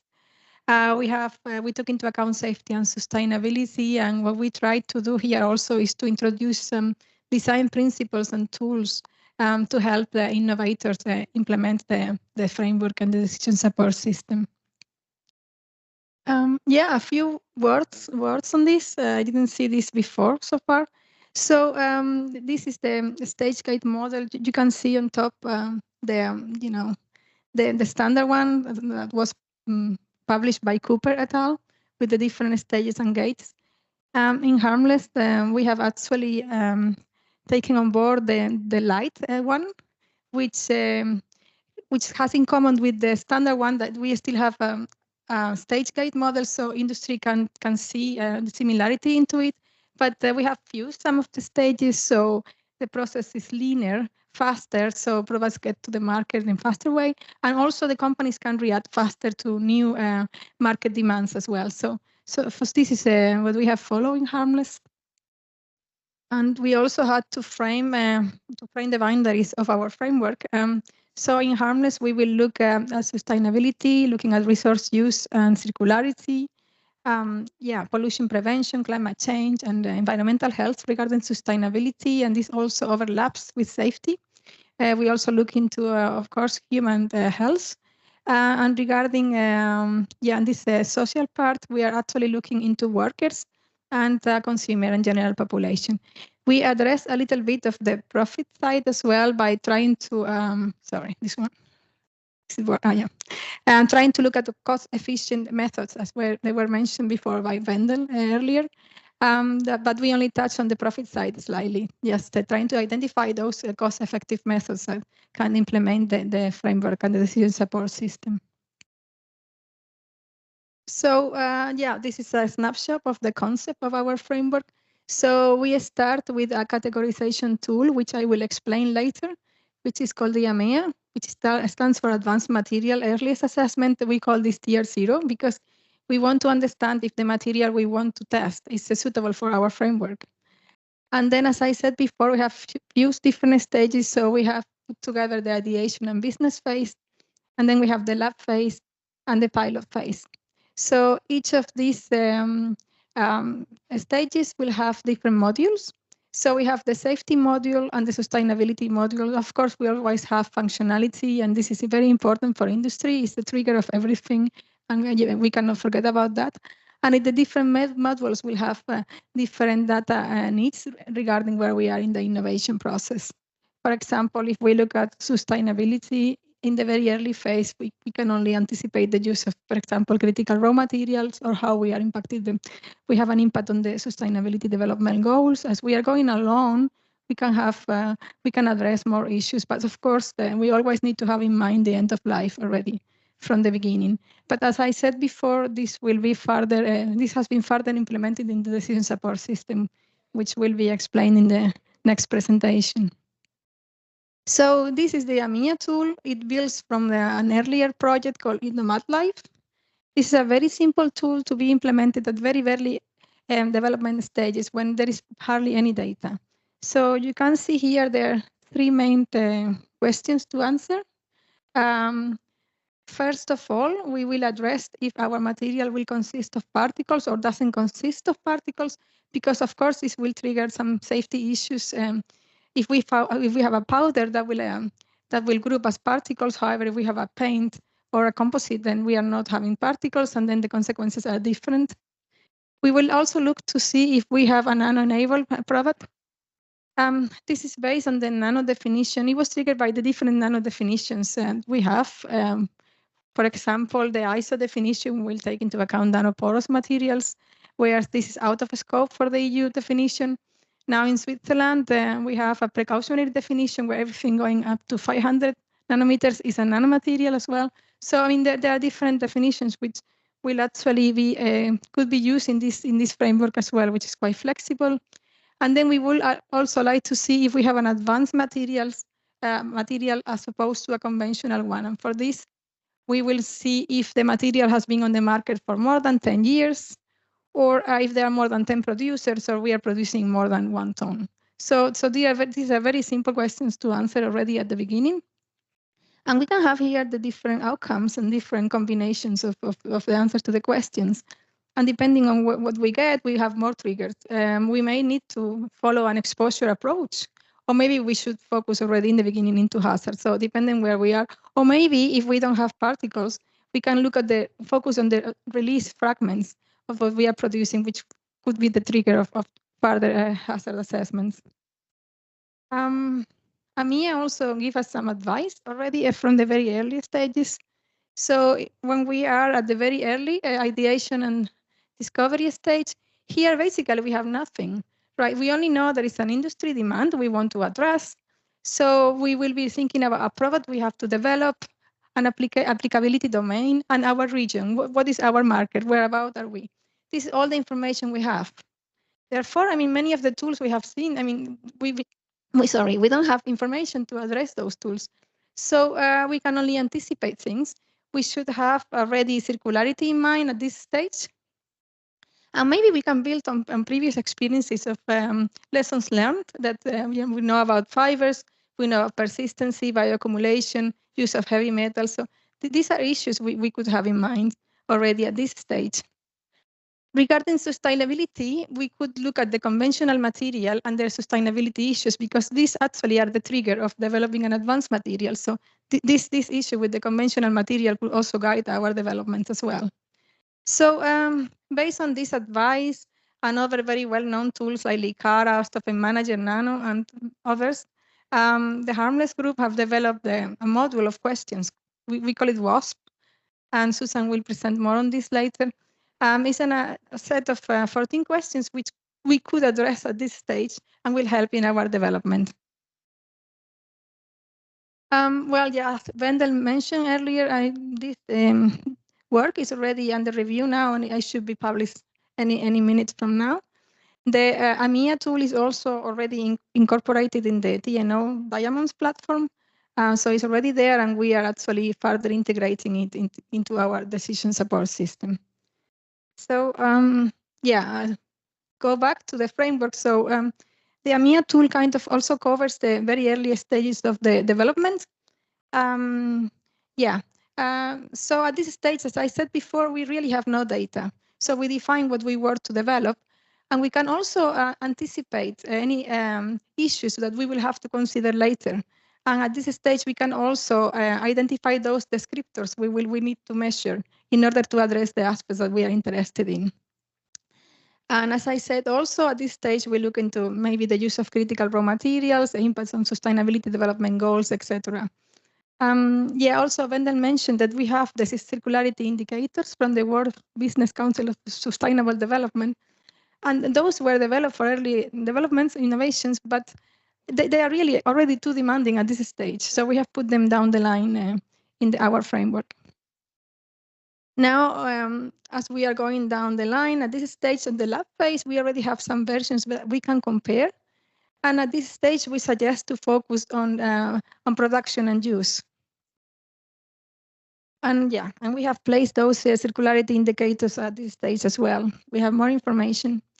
And if we go down again here, we will have more data. And at this stage, we should already have anticipated circularity. What we can do is to produce data that will validate our lab results to see if we are going down the right path, and we can also improve our materials. This will be a good time also to look into the whole value chain now, because we will have a better idea of who are our upstream and downstream users. At this stage for sustainability, now we start to suggest LCA, because we think that at this stage we have enough information to perform the LCA analysis. Before it's really too demanding. Data is not there. Yeah, so as part of Harmless, we want to put forward some design principles for users of the framework. This is only an example. We have many more. Here we are looking into safety of use, and we have to have this in mind already at the ideation, then lab scale, and of course pilot. So at ideation, we can only anticipate, that I said before. So we suggest to, if we could, look into possibility for bioaccumulation or irreversible effects of release materials, but only at a qualitative risk assessment level. If we have a multi-component, maybe we can also look at the individual and the safety data that we have from the individual components, if available, of course. Now, at these different stages, we can already do experiments and could actually test those released entities and look for very simple endpoints. And the idea will be to anticipate regulatory issues as well, because if we are able to anticipate, for example, issues regarding reactivity or genotoxicity already at this stage, perhaps this could be used as a weighted evidence later on as well. So we need incentives for industry. Why should they use this? Perhaps we can already gather some information which may be relevant at a later stage. And yeah, I mean, also some design principles, in this case, looking into resource use and circularity. Yeah, I mentioned several times the use of critical raw materials, better to use those secondary materials which have been recycled. Of course, we should have in mind the durability and reliability of what we are developing. Also important to anticipate waste management operations at the intended market site, because yeah, those could be linked to the raw materials we are using. See how we will deal with them later on in the process and at the end of life. Yeah, minimize water use or recycle the water, etc. So I mean, we have a long list of design principles in Harmless. And then we are looking into tools to address those. And this is regarding the very early development phases. We have developed the WAS module. There are 14 questions, and in this, for question 9, which relates to a hazard for human and the environment, we have also embedded what we call substance information system, which gives you some kind of hazard banding from A to E, depending on how hazardous your material is. So it's embedded in the decision support system. And then we are now, this is work in progress. We are trying to identify those tools that were mentioned before as being fast and cost effective. And it could somehow also help us gather future regulatory information which companies may need for their dossier. So this is work in process. We try to look at robust systems. We are looking into development of Harmless. We have seen before how Roland's group developed this amazing amount of data from omics. We also have modeling tools from the University of Gans, but we are also opening up to other potential tools which are out there. And also work in progress. This is the methods that we are trying to map at the later development stages. And I think with this, I will stop here and thank you all for your attention. Thank you very much, Blanca. Questions? Excuse me. Sorry, thanks, Blanca. That was really interesting. From the hazard point of view, you suggested for safety you would focus on bioaccumulation and irreversible effects, and I can see how the regulations would sort of suggest that that's suitable. But I worry that that approach will mean that we don't spot the acute effects. And we know from air pollution that there are many acute effects associated with inhalation of particles. We know from occupational studies, like zinc from welding fumes, there are many acute effects. So, is that going to be considered or not? What I show here was only safety in use for consumer products. It was only an example. We have a very long list of the design principles based on where we are. And you are working more about maybe occupational exposure. We'll have to have still on work on development, but we try to keep it very simple already. This was ideation phase as well, and it was only focusing on consumer use. But we can have a look. We still have 10 months to further develop this. So yeah. So Blanca, for the sustainability assessment, are you completely excluding social and economic sustainability from the current framework and decision support system? For now, I don't think we have expertise in the harmless group to address this. Yeah, I mean, also that when the calls were put out, we didn't know much about sustainability. It was only safety. So we have kind of adapted faster to the changing times. And but we don't have all the expertise in the partner consortium for this. Yeah, this was quite challenging also for Sunshine. So we really overstretched substantially. And do I understand correctly that even in the very early stage, you would apply prospective life cycle assessment? Not so early stage. Prospective assessment. We are still discussing about this word as well. I'm sure perspective or other words. But the very, very early is really very difficult to implement. But at least, we should have it in mind. Circularity should be in mind. But we have to see how we do that. For now, we are just looking into sustainable development goals to see what we are addressing. But it's a little bit conceptual. So if I understand correctly, you start with the 14 questions, and this is really at the lab scale. This is really... No, it's at the ideation. The 14 questions are at the ideation, and at the lab scale, we can already start doing some experiments. Okay. Yeah. And these 14 questions, they mostly cover safety aspects and functionality aspects, and some environmental sustainability aspects. Yes. Okay. And then at what point would you go for prospective LCA? At which stage of development? Yeah, as far as I understand prospective LCA, you need some data, right?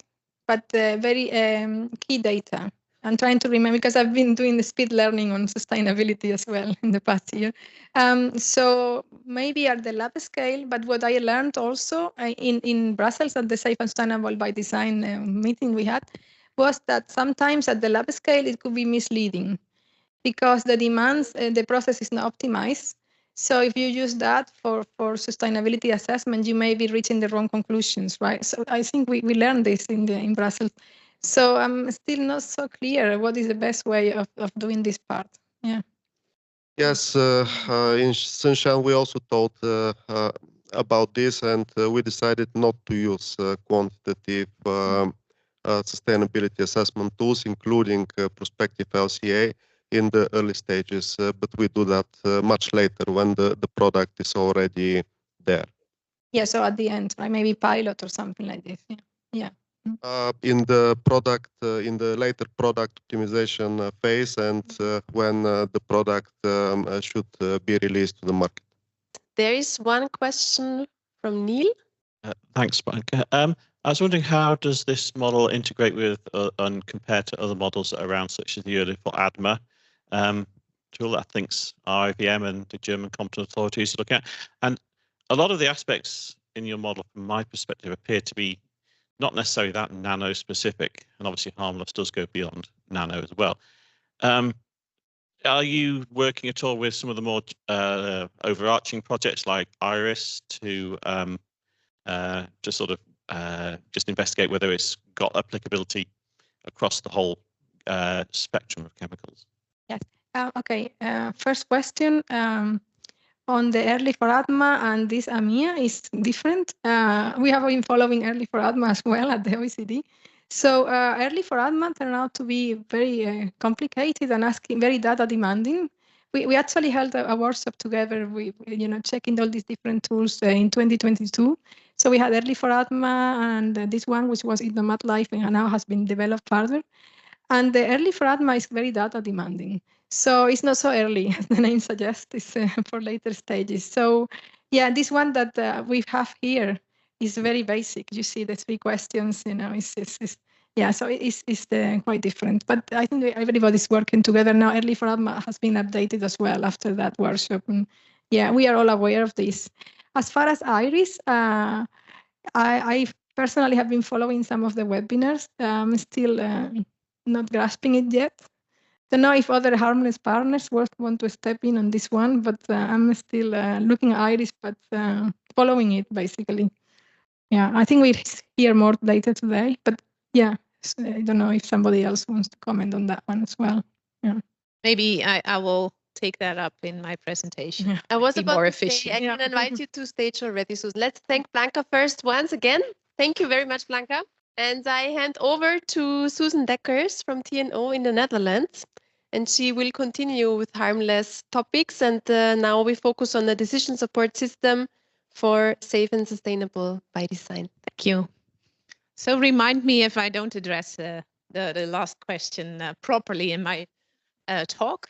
All right, so everything that Blanca presented, we tried to integrate into a decision support system within Harmless. Yeah, the objective of our decision support system is to build a user-friendly tool based on the framework that was just presented. Initially, the user will be the industrial designer, and it will be applicable to advanced nanomaterials. So what we have been talking about today, the harns and the multi-component nanomaterials. And it will follow the innovation stages. As Blanca pointed out, we choose for the light version of the Cooper stage model, so the 3 phases.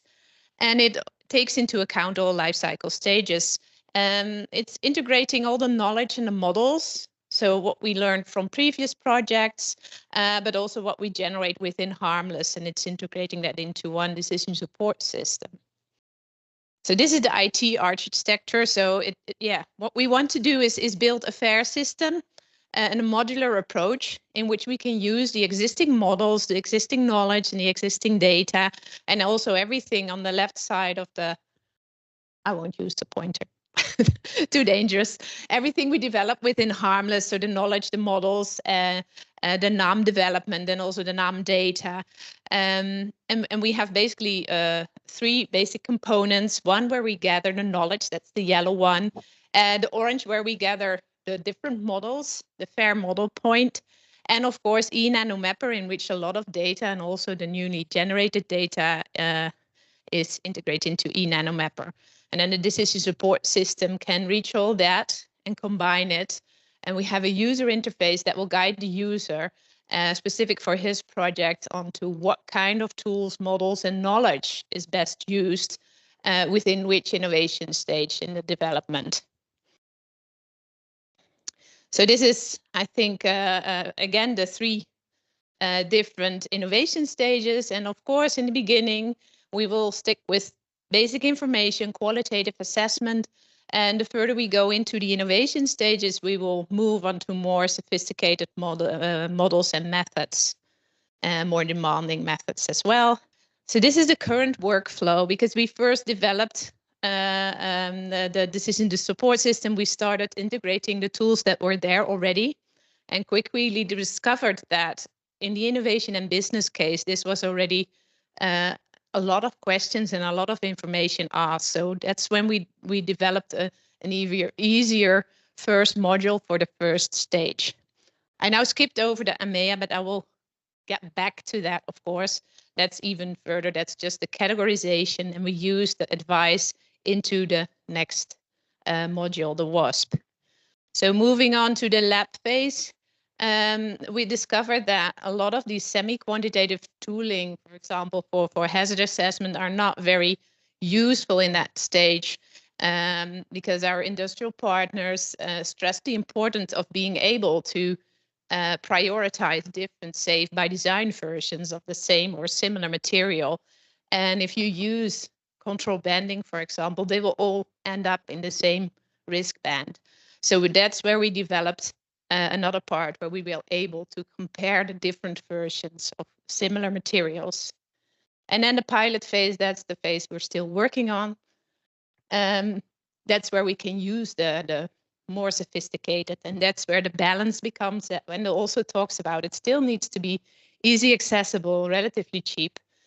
I won't talk a lot about that yet because we're still developing that part. So as Blanca pointed out, AMEA has 3 questions that are important to categorize your material. And we use it, first of all, to see if our decision support system is applicable for your material. And secondly, there's advice which we incorporated into WASP, our first innovation stage module. So this is the AMEA advice shown before. You already get some advice, first of all, on your design. So how can I, where do I look into the design principles, but also in assessment, what should I look at? What can I focus on? Knowing your material and your region and your applicability or your application.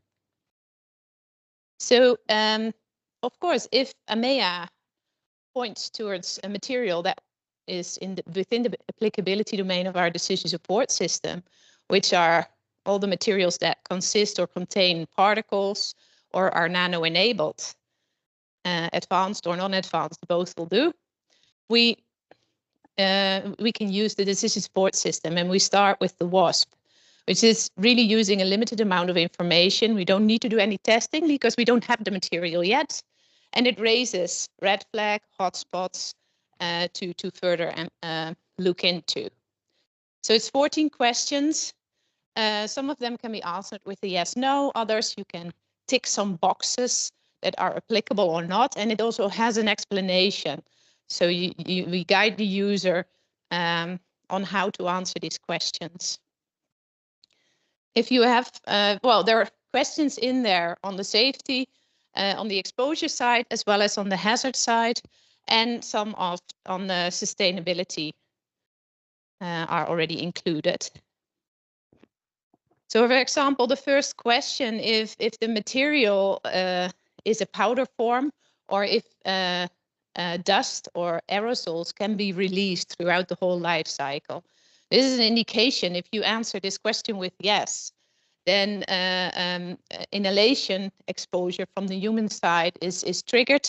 And yeah, you can, of course, build this back into some safe by design advice, saying, oh, it's easier instead of using a powder, using a suspension.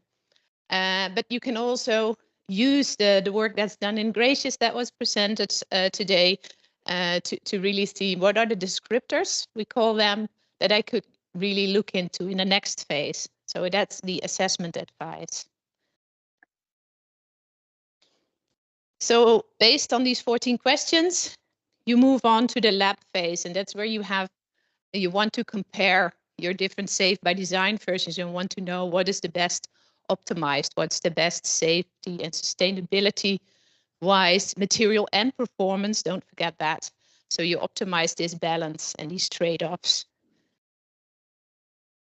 So to do that, we developed the ASDI module.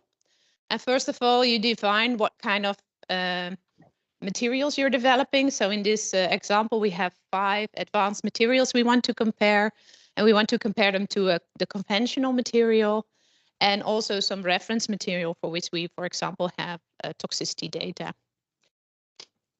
So first you will enter which are the differences, which are the properties in which they differ. And then based on this WASP 14 questionnaire and the hotspots there, or the early warnings from there, there's a list of descriptors that you can choose from. You can either delete them or you can add your own as well, but it gives the user already some guidance of what can I think of knowing that it is a powder, or knowing that there's a red flag raised because of this question. And here, based on filling in this matrix for your materials, you will get sort of a heat map to compare it with.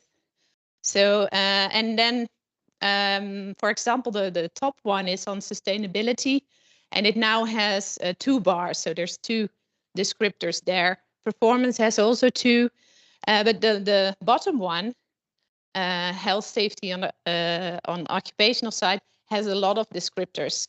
And we choose to keep them all together and not mix them into one color, but you can click on it to really look further into it. And then you get the scheme that you might recognize from previous presentation, where you can actually compare the different versions on the descriptors, and you can really look into detail. You can click one of the boxes in it to get specific advice. For example, here on particle size, just any descriptor you have entered in your matrix. So based on this, you can select your most optimum Safe by Design version and continue to the pilot phase. So in the pilot phase, you only have one Safe and Sustainable by Design version, preferably, and you can move into more quantitative methods to assess the different safety and sustainability aspects. So here, this is under development, but what we intend to do is end up with the aspects that are relevant and use different tooling. For example, the tier 2 testing from the gracious IATAs, our in vitro methods, which we have are now working on in harmless, or quantitative predictive modeling as well, both on the exposure and the hazard side. Sustainability, as was pointed out already, we move from very qualitative assessment and comparative assessment in the earlier phases, and here we probably stick with a semi-quantitative assessment of the most important Safe by Design target indicators. I think that's it. Thank you. Now I'm wondering if I answered that question. Can somebody repeat it, please? Or was it Neil? No. I also forgot what exactly it was. Yeah. Yeah, connect to IRISS and other projects. And one of the things I wanted to stress, and maybe I ran over it a bit quickly, is that we're constantly looking out of modules and models from other projects, coming out of other projects that can be useful, and also knowledge and data. So yeah, of course, we're looking at, and that's why we're here as well, scouting what comes out of the NMPP 15 projects, PARC and IRISS, which we can integrate into our tooling. Okay, great question. Does it answer your question, Neil? I was just saying that perhaps it should be that perhaps IRISS should look to integrate your tool because it looks good. And everything is a possibility. But yeah, no, I think this is one of the main things why we're here is to see how we can best integrate and learn from each other and see where we can complement. Oh, I have the microphone anyway, so yeah, thank you. Really interesting presentation, and I think really well followed on from Blanca and obviously from Vendel's earlier as well. My question is really simple, but the answer possibly isn't. What's next? What happens at the end of the project? How do you make sure this is sustainable and actually comes into use? Yeah, the good thing is we're trying to make it applicable for industrial users. We're planning to have a workshop to extend it, testing it also with external case studies. And yeah, we're also working on making it sustainable. We're not as lucky as the Sunshine project that we have a follow-up project with a similar consortia. But yes, we're also working on that. We're also bringing in our work and tooling to other projects at OECD as well. So yeah, we do work on it, but we don't have a detailed plan yet. So I find your decision support system really cool. I really like it. I have some questions. You mentioned Nano Mapper database. At which point are you using this database? Do you link tools within the decision support system directly with the Nanomapper database to retrieve data for assessment purposes? Yeah, for example, what I showed you in the ASDI module, you can put reference material there. And if you want to gather the information, because a lot of these descriptors, there's information within eNanomapper on that, so you can hold it in. Yeah, we're still working on the last phase where I think a lot of the toxicity data might be useful, might be wonderful. So we have to look into that. We already have an API built so that we can, or there, so that we can hold in the information. And it really is supporting whenever we want to compare. In Sunshine, we found it difficult to match the model requirements to the Nanomapper database structure. And this is why we developed an alternative database, which is, we call it Sunshine Open and Fair database. And we connect it to Nanomapper, but the data that the models are using comes from this intermediate database, which is entirely developed to serve modeling and decision support system requirements. That would be very useful. I think we should sit together to see where we can help each other out. Because yeah, I'm assuming that a lot of the modeling will look for the same information within eNanomapper, so we can learn from each other. Wendell, you want to comment? I'd like to ask a question back to Daniel. Do you anticipate that future industrial users will transfer their data into the database you were just mentioning, or is it something that they can keep for themselves? Information exchange and collaboration is a major functionality of the Sunshine infrastructure, and we actually even built blockchain technology into the infrastructure. So supply chain actors can access the system from different locations and work together on a joint case study. Then they can really exchange confidentially and retrieve information in controlled manner using the blockchain technology. This makes it safe for them and control for them, meaning that confidential information can never be lost or can never reach a recipient who should not receive the confidential information. So it's not important for us if they would transfer their data in our database. What is important is that they're able to safely and confidentially, in a controlled manner, use their own data to develop the SSbD strategies. And the database is just service for them. They can put the data inside, they can use the data for their purpose, then they can delete the data, and that's fine. Yeah, Suzanne, I might have misunderstood. I've got two questions. The first one I might have misunderstood. So you talked about having a range of pilot substances or materials at the beginning, and then in the last stage you would only take one forward.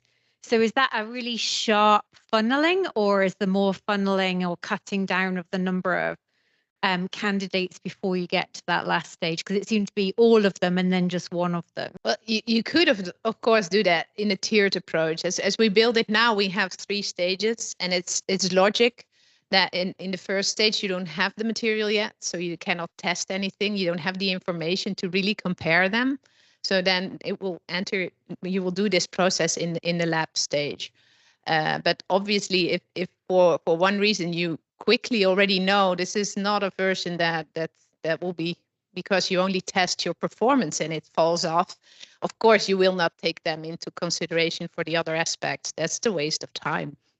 So yes, it's flexible. You can use it as you like. And then you mentioned there are 14 questions, but I don't think we saw the 14 questions, or at least I couldn't see them in detail. You showed us the first one. What kind of other questions are involved?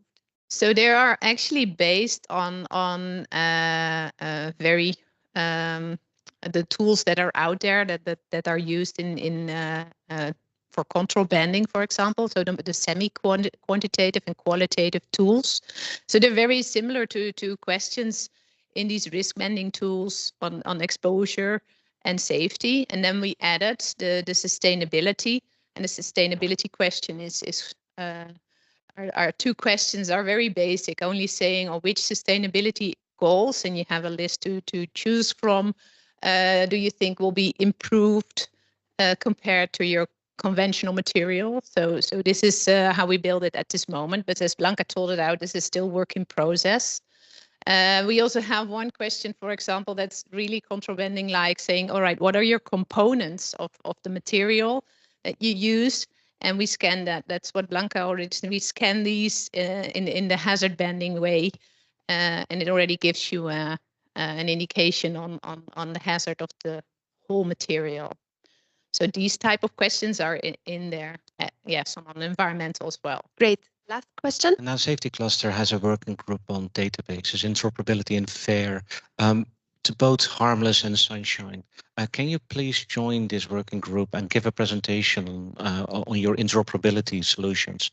We did work, for example, also there in the working group on linking different databases and wrapping the Biomax platform around the MBIT eNanomapper platform, for example, to give access in different ways, targeting different audiences. And I would love to invite both projects to come to that meeting to present how they did these things.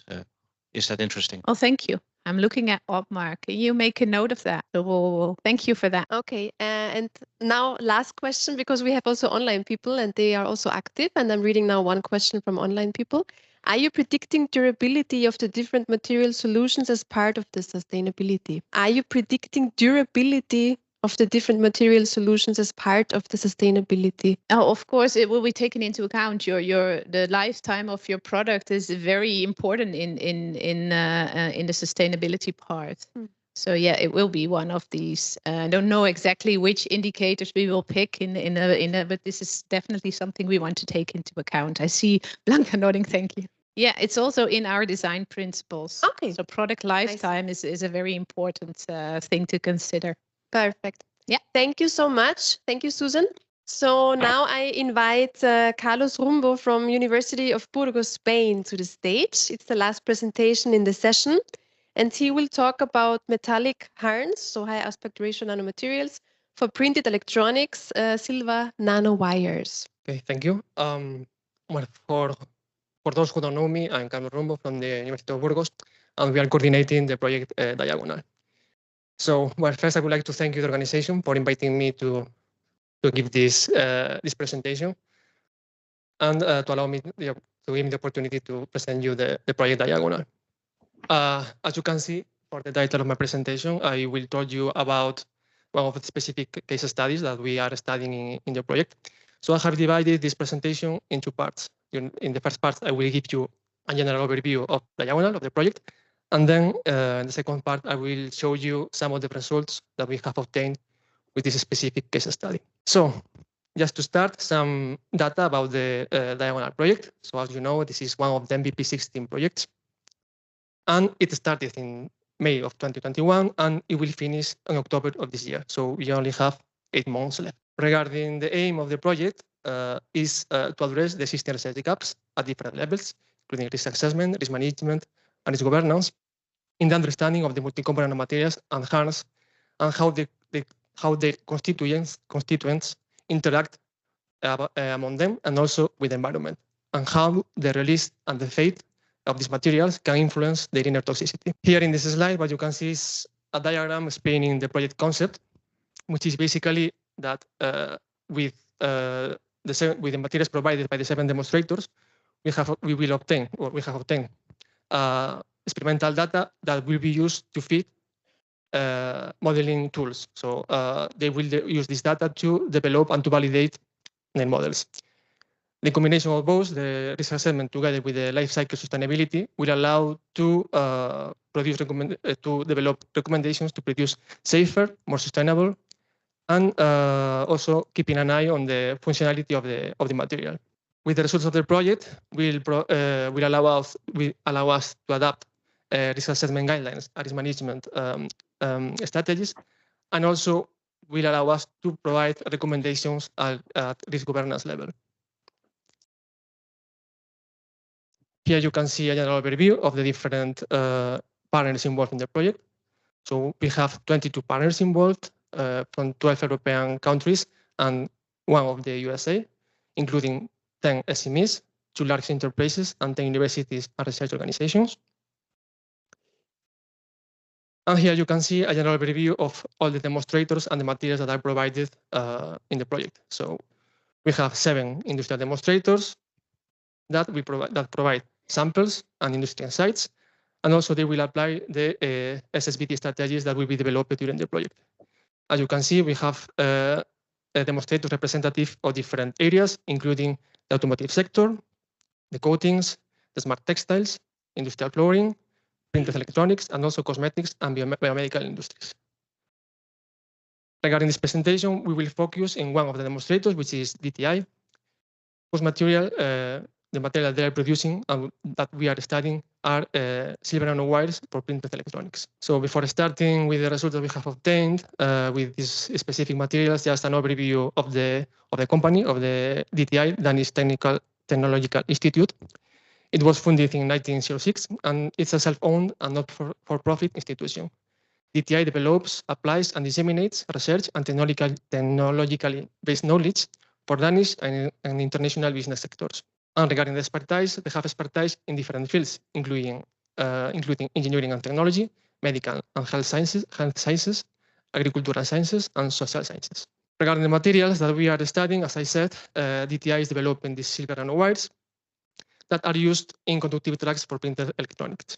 So the nanomaterial consists in silver nanowires, which render high electrical conductivity with better flexibility and optical transparency. So they can be used in efficient antennas, how you can see in this image. And also their optical transparency, they are suitable for being used in screens and also in sensors. So the final product that they produce is a paste, which is an ink containing a different certain percentage of the silver nanowires. And as I said, this allows this ink to improve the electrical conductivity, to improve its electrical conductivity. So this is a general overview of the production process. And as you can see in the diagram, we have this demonstrator provide us with 2 different materials. One is that one that we call DTI1, which is basically a dispersion of the silver nanomaterial. So this sample is the nanomaterial per se. And then we have the DTI2, which is the final product, which is the silver nanowires ink. So from this point on, I will show you all the general overview of all the assays that we have performed with these materials. First, regarding the physicochemical characterization, we have done a lot of different techniques to physicochemically characterize these materials. Those that are in a blue square are those techniques that we have developed to physicochemically characterize these materials, and also Raman spectroscopy and SEM. You can see a picture of the material there that was obtained by SEM by one of our partners, which was PARC. And also transformation and degradation tests, specifically Scraper test and Taber tests, were performed to study these materials. Also, on-site exposure campaigns were performed in the DTI facilities to study the release of materials during the production process. Basically, the conclusions that we have obtained during these studies was that the number of particles were not particularly high during the synthesis and purification process of the nanoparticles, but the particles that were detected were ultrafine, so less than 100 nanometers. So considering that these particles contain silver, it's well, let's say that they have a hazard issue, since they can reach the valor zone of the lungs. So according to this, different exposure control measures to reduce the exposure of the workers were suggested. One is the use of special fume and hood for nanomaterials handling, and also the use of respirator masks by the workers. Regarding the hazard assessment, we have used 4 different models representative of the inhalation, of the thermal contact and the ingestion, and also we studied the effect of these nanomaterials in human primary immune cells. Basically, we have used a 3D multicultural parallel model to study the inhalation hazards, a reconstructed human epidermis to study the dermal hazard, an intestinal co-culture model based on colon cancer cells, CACU2, and adenocarcinoma mucous-secreting cells, H2020. And also, we have added here different types of immune competent cells, but what we used were macrophages, primary macrophages. So I will show you some of the results that we have obtained. I cannot give you the specific numbers because some of the data that were obtained are confidential and they want to publish the results, so they prefer not to show them. To give you a general overview of the potential hazard of the material, I think that the information that I will show you is enough. So regarding the lung model, these experiments were performed by our partners from LIST, and they used 2 different exposure methods. One using the alipitro cloud, which allows to aerosolize nanoparticles and expose this model to aerosolize nanoparticles, which is more realistic, a more realistic exposure and more closer to the reality. And when they performed these assays, they didn't observe any toxicological effect. They also studied the toxicity of these particles using a submerged exposure. In this kind of assays, they can use higher concentrations than those used with the aerosolized nanoparticles. And in this case, they have detected some toxicological issues regarding the cytotoxicity of the materials, the oxidative stress, and also they observed by SIMS that the silver nanowires could reach the cytoplasms of the cells, so they were uptaken by the cells of this model. Regarding the thermal model, we study the skin irritation potential of the human nanowires and also of the final product, the inks, and we observed that none of them presented any irritation potential. Regarding gastrointestinal model that were developed by our colleagues from ITENE, they used 2 different models: a monoculture of CACU2 cells, which is more simple, and then an advanced model using the co-culture of the 2 cell lines, the CACU2 and the H2020. They study the viability by MTT and also the genotoxic potential of these materials by the COMET assay. And in any of them, they detected any special issue regarding the toxicity or the genotoxicity of these materials. And finally, regarding the experiments performed using the exposing the immune cells to the nanomaterials, in these experiments, only the nanoparticles were used, and they were performed by our colleagues from CNRS. And in this case, again, some toxicological issues were found in terms of cytotoxicity, post-production. Also, it was observed that these nanoparticles can be phagocytized by the macrophages. And they detected macrophage activation and some cytokine secretion, specifically of the interleukin-8.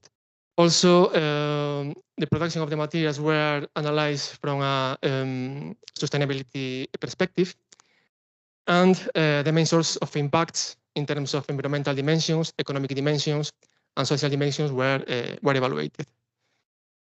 So regarding the results obtained, they are summarized in this table.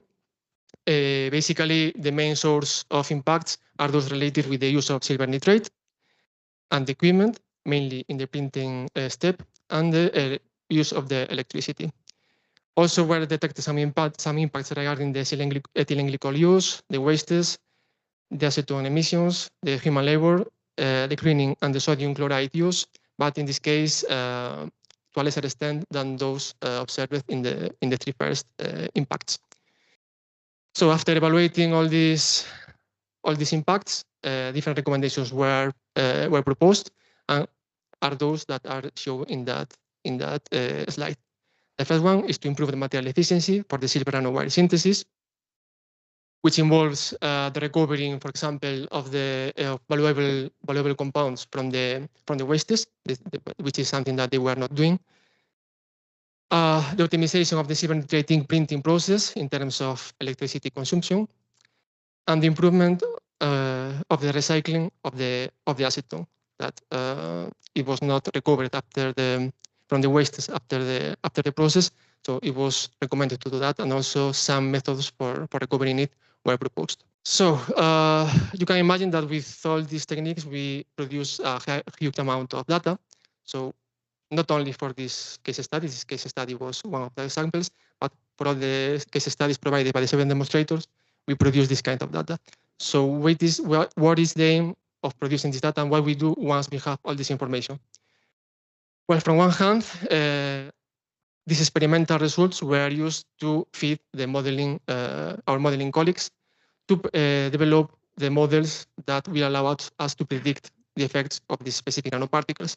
Actually, in the case of DTI, currently we have comprehensive nanoparticles models in terms of physicochemical characterizations, physicochemical characteristics, such as the size, the composition, and also multifaceted descriptors were established, including physicochemical descriptors and biological descriptors. So this is from one hand. From the other hand, this information was also used to suggest SSbD strategies that allow the demonstrators to produce the safer and more sustainable products. So after different meetings with the demonstrators, we discussed different suggestions were proposed to improve the materials in those terms, in safety and sustainability. Their applicability were evaluated, and some of the strategies were applied by different demonstrators to produce these safer and more sustainable products. And once that we have all this information, with the tools and with the experimental data that will be included in a library, the aim of the project is to develop this SSbD tool, this decision support tool, that, starting from some inputs from the demonstrators and combining the information of the different databases that will be included, and also the models that will be included in the tool, will allow to produce to suggest different recommendations to produce safer and more sustainable materials. And just to finish, regarding the specific case of the demonstrator that I was presenting today, the DTA nanowires, we have suggested two different recommendations to improve the sustainability and the safety of the materials. All of them are explained there. They were applied for this demonstrator, and currently we have the redesigned materials in the different institutions to start again to perform the physicochemical characterization and the hazard assessment, and then compare if these strategies provided can improve the new materials. So these are redesigned materials when compared with the original ones. And that's all from my side. So do you have any question or comment? Thank you. Thank you, Carlos, for your presentation. I see. Sorry, yeah, Blanca, maybe you start. Thank you for this nice presentation. I would have many questions. We can follow later, but I was also triggered by your first or second slide where you mentioned standards as well. Like this project was also looking into standards. Do you have a work package on that? And could you, when you have the different, you said standardization work or something? No, if you can change slides. Yeah. Oh, yeah, sorry. In the beginning, yeah, I thought I saw a work package on that. Yeah, risk governance, the one. Standard recommendation guidelines. Can you give us some outlook on the work? Actually, I'm not in charge of that task, so we are working on that and to provide recommendations regarding the specific needs of this material. But it is developed by other institutions, so I don't have all the knowledge to answer this question. But yes, we are working on that. But are you engaged with the ISOs and OECD or something, or how? What is yes. Okay. Yes. The partners involved on that are in contact with those institutions. Yeah. Okay. Thanks. Thank you. Okay. So this is a Safe by Design project. Yep. Okay. The case study you showed us is a high aspect ratio nanomaterial. We already have a lot of information about the toxicology of high aspect ratio materials and nanomaterials, including silver nanowires. So why did you need to assess their toxicity using a relatively expensive, complex in vitro model?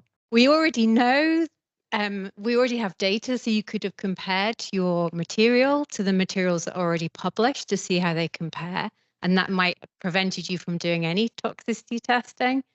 Or you might have just chosen a very simple, cheap in vitro macrophage assay to do the same thing. Well, this is something that was designed at the beginning of the project. So when we choose the... That's not really a justification. Sorry? Yeah, I know. But yeah, you're right. Maybe there is a lot of information, but it was selected. Sorry? Animal data. I don't know if with the same dimensions of the nanoparticles. We'll do that. You need to check with the in vivo data. The in vivo study takes a range of silver nanowires that have been systematically adjusted in their length in order to test the high aspect ratio nanomaterial fiber hypothesis, and clearly shows that they follow that paradigm and that the lengths fit. You know, if it's below 5 micrometers, it's less toxic. If it's above 5 micrometers, it's more toxic. It fits perfectly with the fiber paradigm. So I think all you need to do is the phys-chem characterization. Okay. Thank you. Thank you, Vicky. There are more questions in the back. I guess Vicky handled part of my question as well, which had to do with, you know, how good you go with dosing before you say something is toxic, and, you know, showing control substances. So I just said which machine learning models and tools did you decide on? Because that's always nice to hear, because that depends on the type of data, how you sort of move on that. Okay. Well, currently we're working on the models. So what can I say is they are under development now. The descriptors were defined for biological descriptors and physicochemical descriptors, just to associate the physicochemical characteristics to the effects that we have observed, and they will be included in the ST. But I don't have the specific information about these models that will be included. Exactly the same questions I asked Susan in the last presentation. What next? How do you make sure this is going to be used at the end of after the project is ended? Well, once that we have the DST, the idea is this is support tool developed. The idea is that they can be used by the stakeholders to following a series of questions that they have to provide the inputs, and then this tool will give them, according to the content of the library, some recommendations. This is the idea. Obviously, now this DST at nano level, it will be a little bit limited because all the case studies that we have used are very different. So it's very difficult to read across. No? But the idea that we have is just to, once the tool is developed, to keep it open and allow the stakeholders and other researchers to update it with different information in order to provide later or anytime better or more accurate suggestions and recommendations. Very interesting talk. I'm sorry I asked my question as a surface chemist. I assume you were looking throughout at uncoated silver wires. Yeah. Yet I saw in your last slides you were coating them with the high molecular weight surfactant. Why did you coat them, and what was the surfactant? I cannot give you the information about the surfactant because the information is confidential of the enterprise. And what was the other question? I think that is a question of the dispersibility of the material. Has a profound effect on the toxicity. It can, obviously. So I assume you measured the toxicity of the coated and uncoated wires as well. Maybe it should be done to compare the effect of the coating. Yeah, it has a profound effect. Surfaces are the critical feature. Okay, thank you. Great. Thank you very much, Carlos. Thank you. This was the last presentation of the session. Is everybody in? We start? So I would like to introduce the next session now. It's going to be, which is going to be more interactive than the ones that we've had today, on knowledge sharing within the SSbD community, and run by PARC and I always wanted to ask, do we call it IRISS or IRISS? Thank you, Emma. This will it will be run by Emma Strömberg. I hope I pronounced it well. Dennis Arianis, my Greek fellow here, and Doris Völker, and Anna Chloe Devik, or Devik. Okay. So the first one should be Emma. Thank you. So, considering the comments that were addressed in the last session, now you will know everything about PARC and IRISS and who's doing what and why. So, but first of all, we would like to get to know you. Some people are online, some people are in the room, but I would like you all to log into Menti. I hope that you all are familiar. It's menti.com, and you see the code to, no problem. So you see the codes for the meeting, 65, 74, 64, 5. And if you go in there, if you could answer the question, where are you working? Perfect, it's working. I'm happy to see that. One, yeah, only one. No, there we go.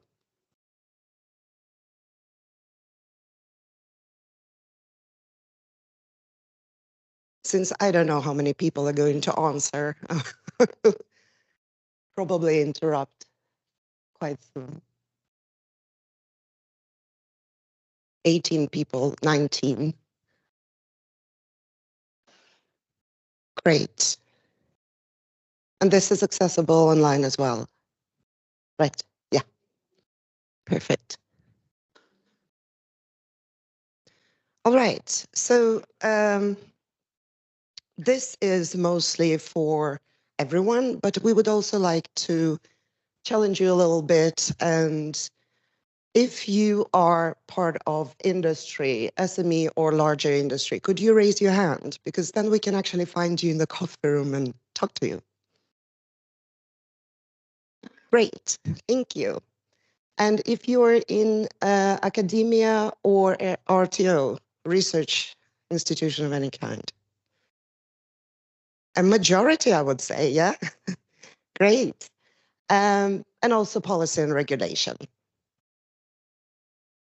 Thank you so much. So now you know who you talk to during the coffee break. So the next slide, please. Now I'm really curious.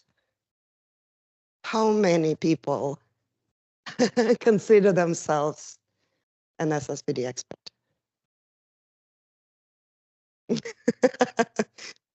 That's bold. You go. Yeah. I'm not going to force you to raise your hand, I promise. I will not put you on the spot.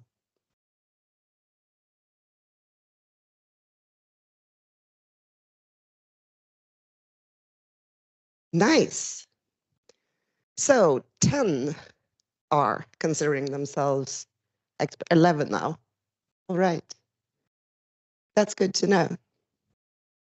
So the next question then. The area of expertise. So you have 4 different possibilities. If you feel that it's all of the above, that's great as well.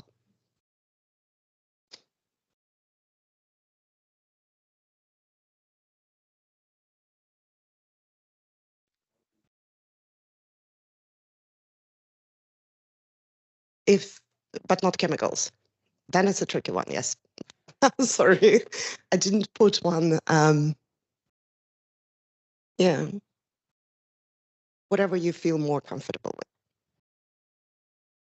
with. We can summarize, yeah, definitely. All right, thank you so much. So now all of us know who's in the room, who's online, what kind of audience we have today. And Still ticking, perfect. Should we switch to the presentation then? And I would like to invite you, Dennis, to the stage to introduce PARC. Okay. So once again, it's great to be with you, and thanks a lot for the invitation to the ANTHOS organizers. And I'm happy to represent, in this case, PARC as leader of WP8 of PARC, which has to do with innovative concepts and platforms, and also as co-leader of the work on SSBD, together with Jakob Estra from IBM and Bert Novak, who many of you, of course, also know from EMPA. So this is actually a presentation that covers work that all of us are doing, together with, of course, also Ivo Javicoli from the University of Naples, Thomas Rydberg from IVL, working with Emma, Doris Lidner from BFR, sorry, from UBA, sorry for that. That was a Freudian lapsus. She does not know what's changing careers, but no, it's a joke. Anyway, so the the idea about SSBD, about the work of PARC on SSBD has essentially three different facets, three aspects. The first one has to do with essentially trying to push forward towards translating the SSBD criteria and the methodology and the framework developed by the Commission towards make an operational system. So on the one hand, we have work that has to do with development of a communication plan and sort of creating the blueprint for infrastructure to support this effective science policy user interface. That includes a dialogue with the EC, with users, with additional stakeholders, both within and outside PARC. PARC is a very large initiative with more than 200 partners. Most of them are not working on SSBD, or rather, most of them do not know they do work for SSBD, but they don't call themselves working for SSBD because in my book, working on NAMs, new approach methodologies, working on in silico tools, working on integrative exposure assessment systems and risk management has to do with SSBD. So this is indeed the intricate interplay within PARC. So in this sense, we have worked with different tools, working with individualized interviews, focus groups, with, you see the technical details, it's not very important.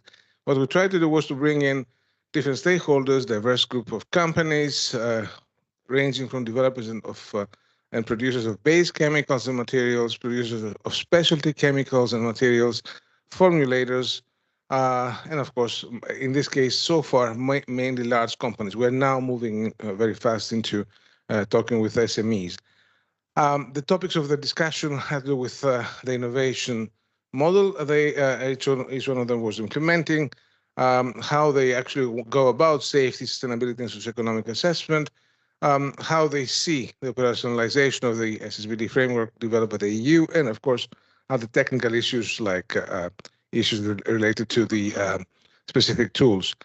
So that's the first task. The second one has to do with with the development of a toolbox, and that was indeed a key focus of the work on PARC on SSBD, and that is to try to create a toolbox for implementation of SSBD in support of all stakeholders, ranging from companies, of course, regulatory authorities.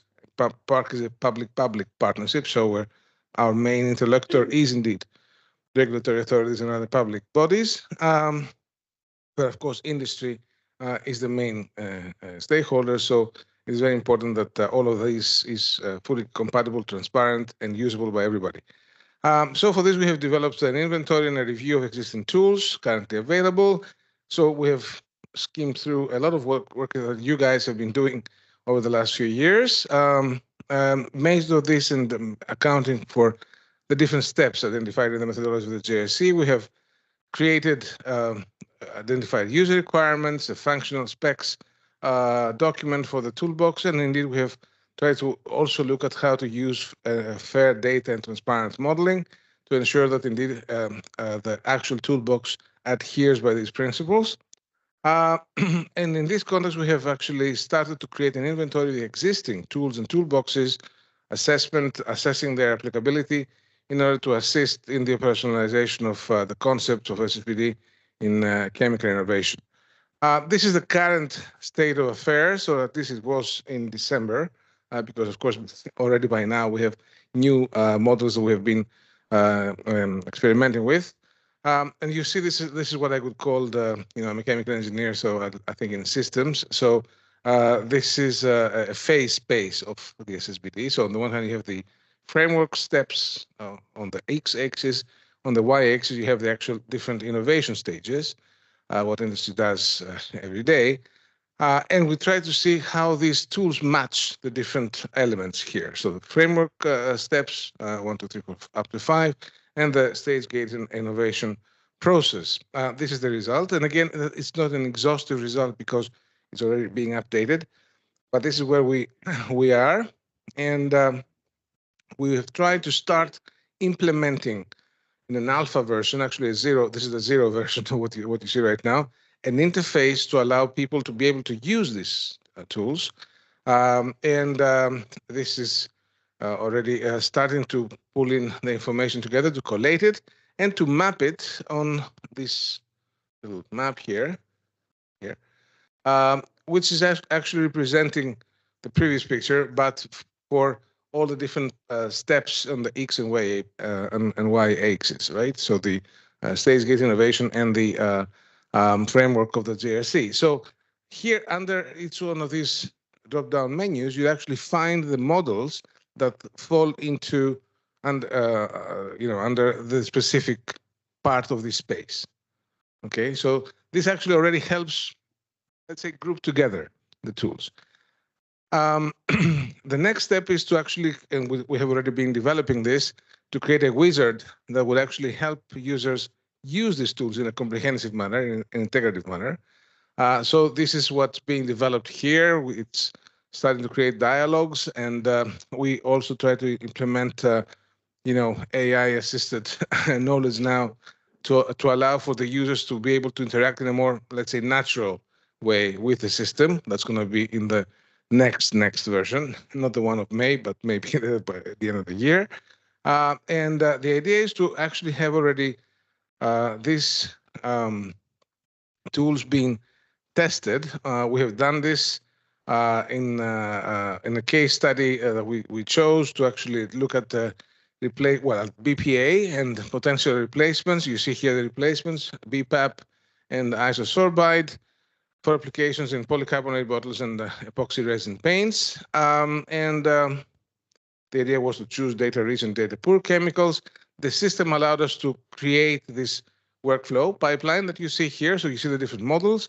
It allows us to create the SSbD scoring that the JRC framework foresees, and eventually to allow for assessing these results. So the idea of the logic of this pilot that has already been now, it's actually entering the last phase of completion. We're writing the report on that, is not to test, to actually look for alternatives of BPA, but rather to test the tools and how the integration works. Okay, so see the gaps where we can do better, assess the applicability of the tools, assess their performance, and indeed the robustness of the results.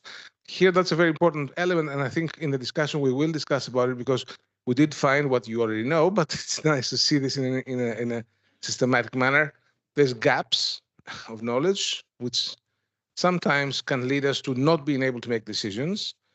And sometimes the gaps could lead us to make completely divergent decisions with the same level of certainty or uncertainty, if you like. So there lies a real problem for the decision maker and for the engineer in the company and for the regulator in the end. What do you do? Do you move on or not? I mean, it's a yes or a no. And we try to actually address this, and I think that's an interesting insight we got from this kind of case study, for instance. But there's more, but we'll discuss further down the road. And finally, the last very, very important element of the work in PARC is not just to develop a tool, test it with use cases, which we're going to be starting to develop together with everybody, with you guys. So the idea is to bring in, on the one hand, tools and knowledge that has already been accumulated from projects like the ones that you've been working on, and the ones that are now starting with Commission funding, but also to look at how we can actually share the knowledge. So the work that is now being led by Doris in particular is to actually create these knowledge sharing and educational platforms that could allow us to pass the knowledge and create the capacity in Europe to implement, in the end of the day, SSbD. That is working. That is done in conjunction with other parts of PARC. As I said, there's really a lot of PARC that does not know, but it does work for SSbD. In PARC, we have developed a Wikipedia on risk assessment of chemicals. That's called Parkopedia. We're very inventive about names. Okay, we've put in information on the website, and we're working on training tools and platforms and actually programs together with a formal work package. This is 9 on training. But at the same time, we're also working on an online survey of stakeholder needs to actually allow us to better guide how we go about creating educational material and training. I think this sort of closes the circle of the work on PARC. Now, what we're about to do, I think it's important, is on the one hand to integrate the models more functionally together, not just have a list of models for each step, but actually for each part of the phase space, as I said, but actually integrate them to develop and bring in models for socioeconomic assessment, to develop, implement, integrate. I use different terms because I know there's work being done elsewhere, so we're not reinventing the wheel. The idea is to make something functional as fast and as reliably as possible. And the multi-criteria decision analysis framework for integrated SSbD assessment. That entails some needs with the community, and that is a very simple thing. We need to contact the actual model database owners to actually allow us to use their tools. And that requires eventually some discussion. As you know, on life cycle, there are issues. There's a lot of commercial interest, and where the real money is in the data, in the database, not in the mathematics of the model. So it's not easy to convince someone to give it to a public thing, but it's something we need to discuss. And also, I would suggest discuss as a community, not just PARC, as a community, to see how we can go about it. Eventually, also with the Commission intervention in this regard. We need to elaborate the aid, the wizard, to make sure that it actually can help in users to develop the proper pipelines, work pipelines. Here we're looking at 3 options. One is a manual one, the simplest, is where the user chooses what to do, maybe with some advice by the wizard. A hybrid one where the system proposes automated pipelines and the user can choose. And finally, fully automated one where, using AI, as you can imagine, the system proposes to the user and actually implements automated pipelines. So it makes things really, really easy, with some caveats about whether it fits all purposes. So we are experimenting with the ways to go about it. What's important for us is the red elements here, that we need to continue, and we're absolutely adamantly tied to the premise that we will always be interacting with the stakeholders, industry, regulators, other academics, other researchers like us, to get viable input and experience, to also exchange and understand what we need to, where we need to go, and to receive feedback from potential users. Make sure that this is a live development project, not something that we have put in stone and then we move about just implementing. So this is, you'll be hearing me hopefully in the next few years talking about version 0, and then version alpha and version beta. And what the heck, it's not just Microsoft. We can do that, the same thing, always improve or always fail. But anyway, hopefully improve. Okay, I'll finish with this. Thank you. Microphone. I hope, yeah, it works. So we do have, I'm really impressed. You're really on time, Dennis. It's really good connection, yeah. Yeah.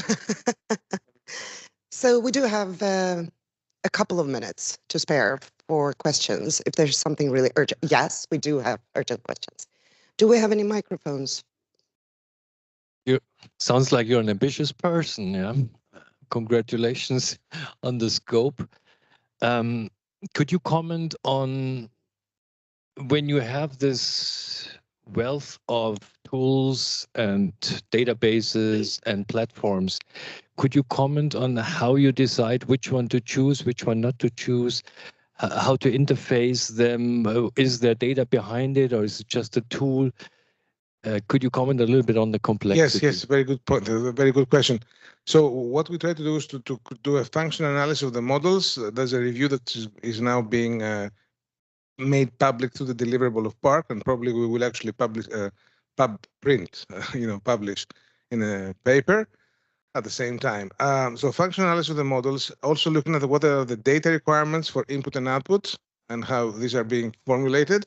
We created network. We did a network analysis of this connection, of these connections, both the models and the types of calculations they make, and also the kind of input and output they require or they produce, and try to sort of create the famous network trees that we all know now about, to actually see how they can interact. The whole point of us is interaction. Okay, it's not, and eventually development where there's gaps, but not do something where there's no need to do something. Okay, so that was the original plan. We've done this in this first review, the first year, and now we have implemented it into the current version. But now we're moving into a second stage where we are starting proactively, and we set up a specific person and a group to actually work with on that, to contact proactively first the pre-existing projects and tools, but also the new ones, which promise they've been funded to develop tools, and try to make sure that what's being developed can be integrable. And I'm gonna push anyone to do that, but I'm gonna open the door, make sure that things that are being developed elsewhere can be linkable and linked to PARC, to the SSbD toolbox of PARC. The idea is not for us to claim we've done everything. The idea for us is to say we've created a place where we can all work together and make sure that tools can be interoperable and usable. It is feasible in 5 years. It's not feasible in 2. But since you talked about ambition, I agree it's an ambitious trip. But I think it is feasible if we, as I think we all promise, we see in SSbD a real promise for real innovation and a step change in how chemical innovation occurs. I very much understand that the dynamics are very complicated, particularly in a project of the size of PARC. You indicate the interoperability, and you stressed the notion that we need to know if we have a license to the tools that we want to integrate. Now, how did you come in Parkopedia to a license that does not allow that? What were the cost-benefit analysis to come to a license that does not allow integration of Parkopedia in other solutions? It's not Parkopedia is the mechanism to share knowledge. Here, this is the toolbox that we're talking about. Okay, so this is going to be called the PARC SSbD toolbox. So, technically speaking, the idea is to create what IT people know as Dockers, and try to interconnect without changing the nature of the tools that we interconnect with. Okay, so the developer of the tool has his or her tool. They can work independently, fine. If they're willing to share, that's the question, okay? Then with a specific agreement, of course, then the idea is to create APIs, use the Dockers that allows us to interact with the tool, not change the nature of the tool, and then and allowing this to happen. Now, if that cannot happen on a specific part of the phase space, then as you saw, we do have more than one cases. Alternatives for its part of the phase space in most cases, I think in all cases. So then the work comes back to us to say, okay, if I cannot use the best tool that I know because the guy does not want to share, that's fine. Then I go to the next one, and then and also I have to recognize the limitations, the applicability. It's a realistic game. So if I understand correctly, you decided that Parkopedia is not something you want to collaborate on. No. Parkopedia is so Parkopedia is being developed by PARC, and it is actually it's also developed by us. Actually, so technically speaking, but it's a knowledge sharing mechanism. It's not the toolbox. It's not the calculation. I understand that, but is that not something you want to collaborate on because it's not a tool? Was that the reason why? No, we collaborate. Yeah, of course we collaborate. I mean, what we're going to be doing will be possible to Parkopedia. If I'm sorry, I misunderstood the question then, sorry. And just to say, the proof that we are is that we are developing both. So it's the same thing. Yeah. Mm-hmm. Thank you, Dennis, for the nice presentation. From the nano side of things, have you filtered those tools for those that could be applied to nanomaterials? Because I think PARC is a project on chemicals. Mm-hmm. Thank you. Yes. Well, okay.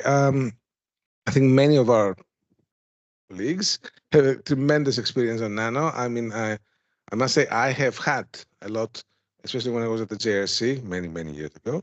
And we also have done work that resembles to what you call SbD for nano, before calling it SbD. But so for me, nano is part of the chemicals world. It's not a different thing. It's just it is if you want, it has its own specificities, its own specialty. So this has to be respected. In our, we of course are mostly focused on chemicals as such. It's a very large space, but I would not say now, I don't know what Emma thinks, that we are taking out nano from this. We're definitely not taking it out, but we're not focusing on it either, no, exactly, I would say. Exactly. And Dennis, I'm not an expert on nano. I'm a chemist. Sorry. But what I want to say also is that part of this session will actually focus on how we can integrate the nano world, the chemical world. So that's kind of why we're here. So yeah. Why do you want to integrate all these tools? This is such a challenging and overwhelming task. What is the reason to want to integrate them? Why don't you just facilitate access to them, provide guidance on which tools would be useful for which purposes, for which stakeholders? Why are you taking this almost impossible task of maybe impossible task of integrating the tools? To me, it's overwhelming, and there is no good reason for that. So that's a good question indeed as well.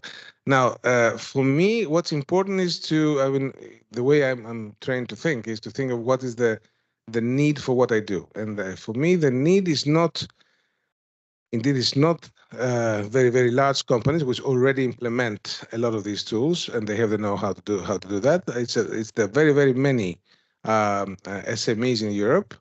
I think it's more than 95% of the chemical world in industry is SMEs who do not have the resources. They don't know how to deal with it.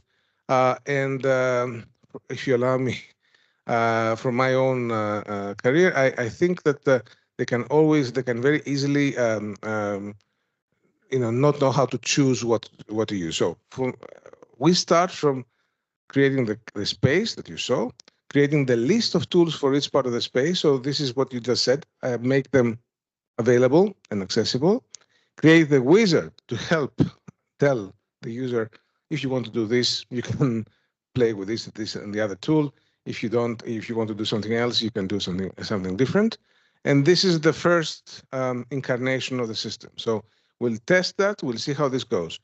For me, ideally, it would be great to have a sort of reference system that we can all be able to use without taking out anyone, without saying this is the PARC tool and this is not the PARC tool, but actually saying that this is available for everybody to use, making things that requires interoperationalization and at some point integration.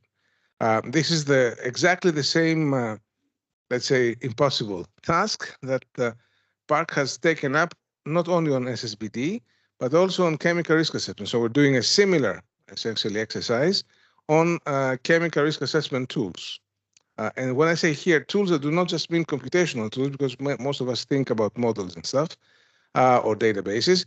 I also mean work pipelines in engaging also non-in silico approaches. Yeah, like in vitro omics data that come out from these kind of technologies need to be operationally integrable, and this has to be available to everybody, and that's the difficult task. I agree.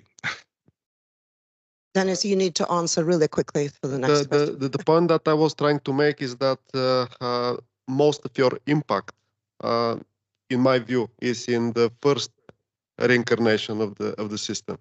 And then you would invest enormous, unjustified efforts in generating much less impact with the actual integration. This is my personal opinion. Well taken. We'll talk about it. Thank you. That was a fast answer. That was a fast answer. Thank you so much. Thanks, Dennis. See, that was too fast. To be honest, okay. Yes, apparently, yes. Okay, I raised my hand for working in large industry, and we also co-develop some of these tools, but not for the purpose of SSBD.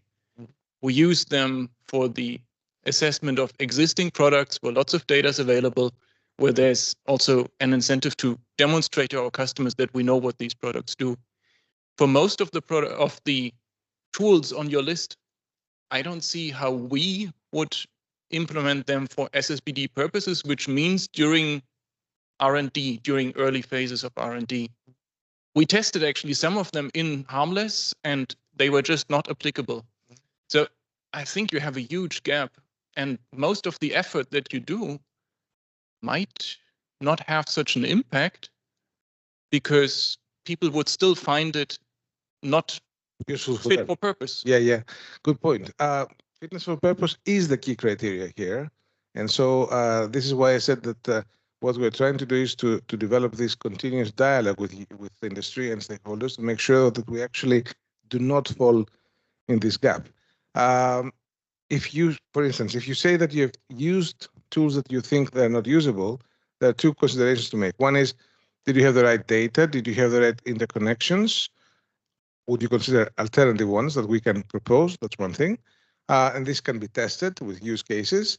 And the second thing is, okay, well, maybe not. It's not this. The ones that you use are not fit for purpose. Maybe there are others that are, and that we're continuously uncovering, or that we develop, or that we tweak to make them operable in your case. So there are different options to deal with that problem, but the answer to all of this is to talk and talk in a targeted manner, the way you just described it. So for me, what you said is great, because that's the kind of feedback we want.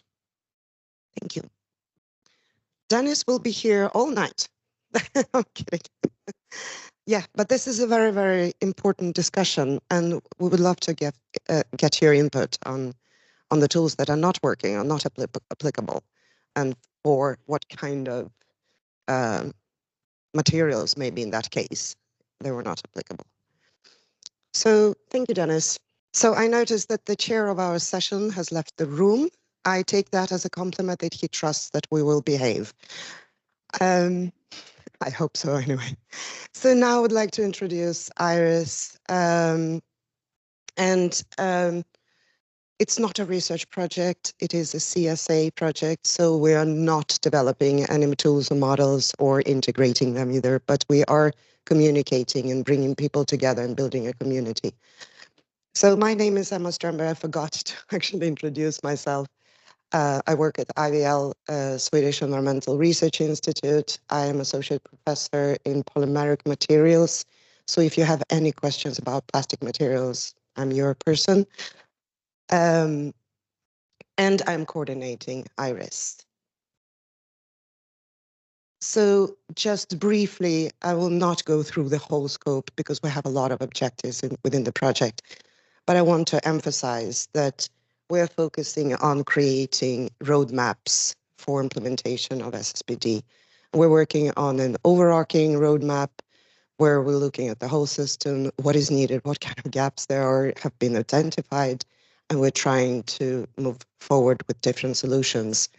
And also we are building a global permanent network. So we're building an SSBD community where I would like to invite all of you to be part of. And we are, something that has been said many times yesterday and today, there is a need for knowledge sharing. There is a need for skills to be able to implement SSbD. And this is also a very important goal for us. So we are actually growing. We started with 20 partners, now we're 22.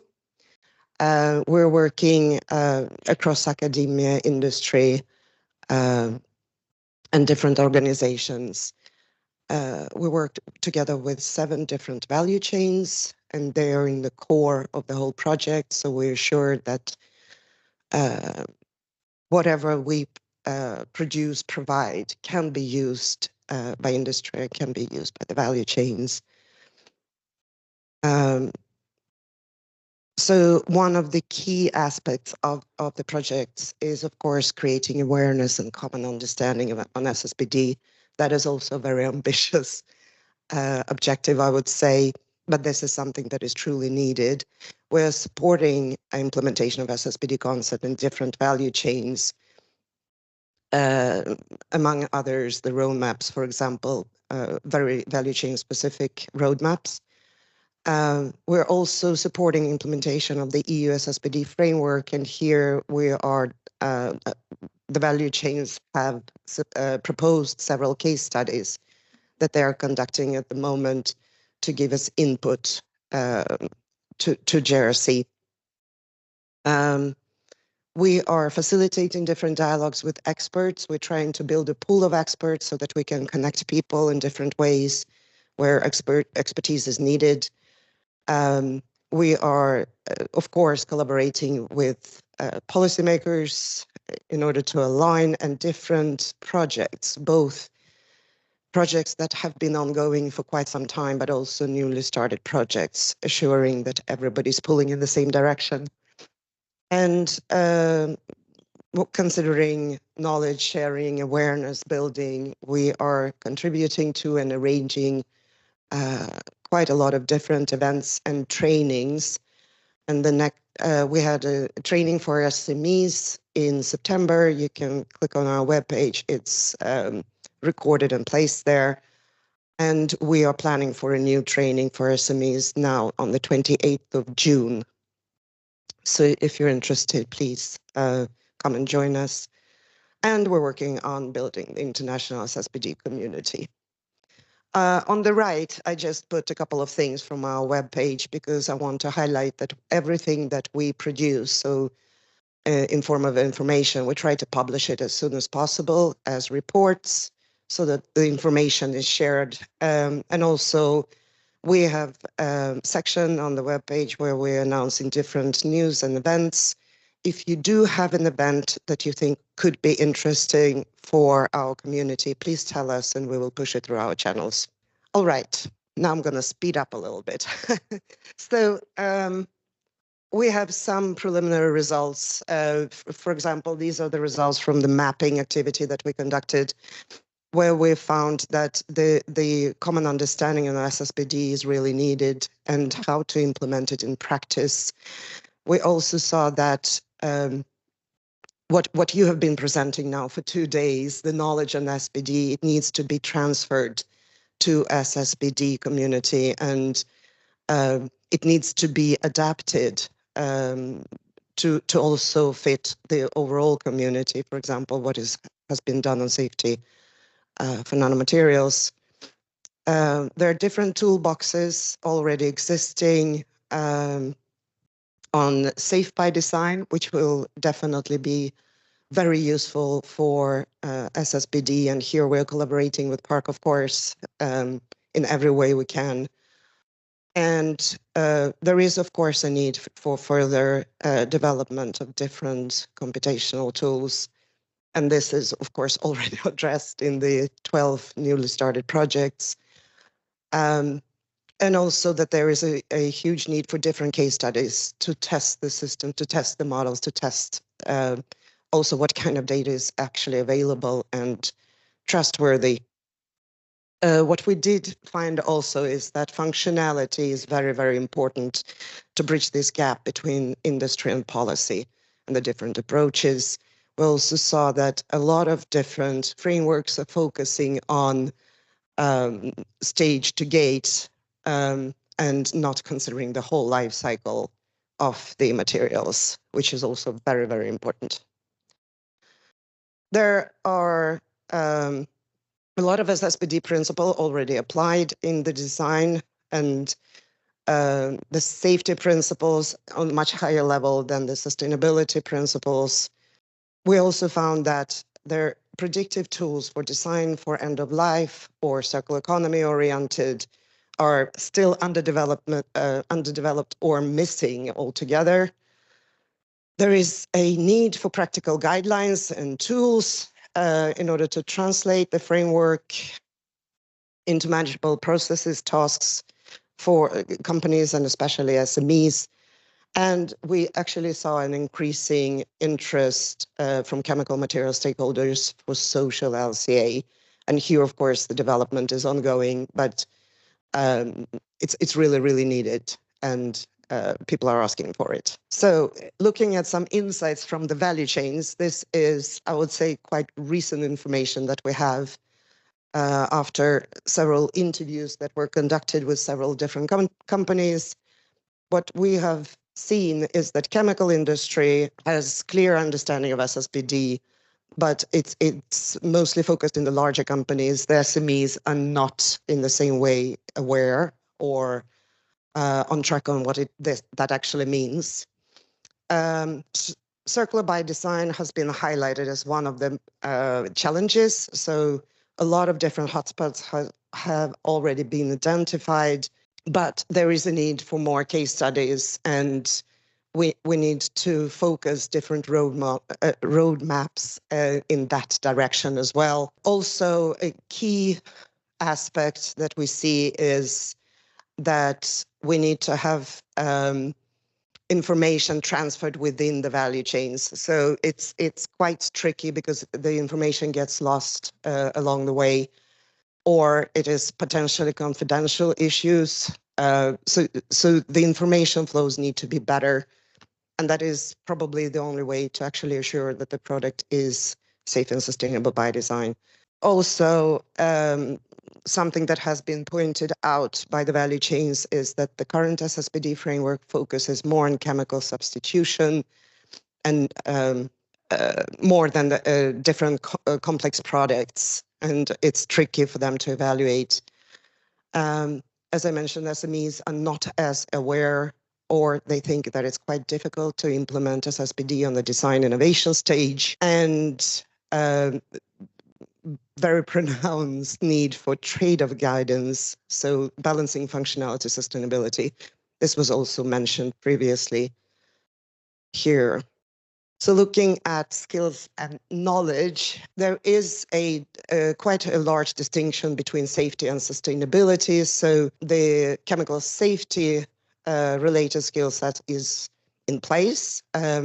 People have been working with this for a very long time now. However, it's not as developed for sustainability. And something to point out is that the focus on safety largely varies between the different value chains. So some are focusing on worker safety, some are focusing on the safety of the product during use, and some are more concerned about environmental safety.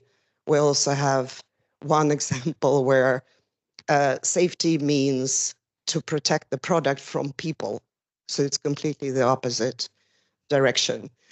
Again, sustainability, due to lack of regulation, it's mostly market driven. And there we really see that the companies are asking for different criteria to develop. There is a need for training services, of course, and especially then on sustainability aspects. The need for expertise is really high, and also to better understand the implementation of this SSbD framework. And this is something that we're trying to do through our trainings. Yes, and as I mentioned, necessity of knowledge transfer along the value chain. So it's not just the information, it's also understanding and knowledge sharing within the value chains, which is not really in place. I just wanted to show some of the upcoming events. SETAC conference has already been mentioned. by Vangelis this morning. And there we're actually arranging for a workshop, an IRISS workshop on the 8th of May. And more information, you can find it on the webpage, of course. We're going to participate in the 8th Green Sustainable Chemistry Conference and the Materials Week 2024. I mentioned the IRISS training for SMEs. We're also organizing, together with ISC3, a summer school on sustainable chemistry with focus on safe and sustainable by design at the Leuphana University. And we're going to contribute and co-organize SSbD 24 conference in Switzerland in November. So what are we doing right now? So the work in progress, of course, we're working on building the community and trying to grow the community as much as possible. But we're also building a platform. We're building a knowledge sharing and collaboration platform where we're also trying to identify different services that we can have towards the whole community. We're working on the roadmaps. We're reaching out to innovative SMEs, creating both understanding and know-how. We are now in collaboration with the newly Horizon Europe started projects and trying to arrange different meetings, engaging with, of course, different stakeholders, and we are trying to contribute to the EU SSbD framework and the testing period. I hope I'm done. Yes, I am. Yeah. So this is the contact information for me. Here you have our webpage. Please visit the webpage and follow us on LinkedIn. Thank you. So I'm going to invite Doris to the stage. Thank you, Emma. So this is supposed to be an interactive session, actually. So no more talks anymore now, but we are starting in another type of Menti session. And this time it will be about knowledge sharing and education, but also about possibilities for expert exchange. So as you heard by Dennis and by Emma, both IRISS and PARC are working on enhancing knowledge sharing, enhancing education and training on SSbD, but also enhancing community exchange of actors involved in SSbD. Can you give me the next slide? Or can I do it? Also for Menti?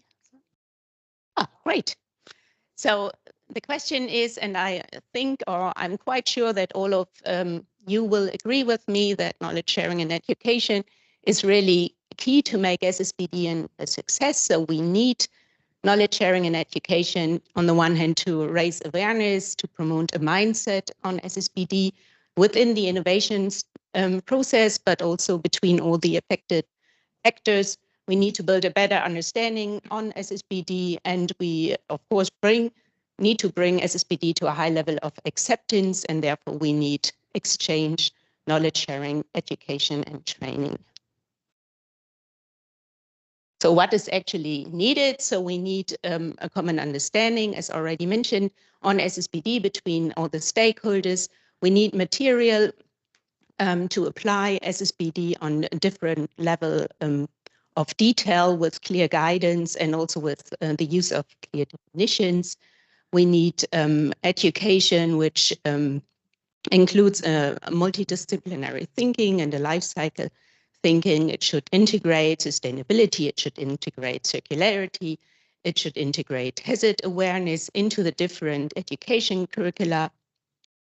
It should also align education in academia with actual SSbD evaluation, which have already been performed in industry, so that people who want to apply SSbD can make use of the experience already there. And education and training should, of course, be tailored to the different needs of the different stakeholders and users of the SSbD framework. And it should also allow knowledge sharing and exchange of experience. It's already, as already mentioned, in the community. So this is a lot of work to be done, and how we believe this could be executed or what it should entail. On the one hand, we need a lot of guidance, and this may also include some guidance like SSbD for dummies. We need a strategic plan to communicate the SSbD achievements between the stakeholders. And this is actually our approach at PARC.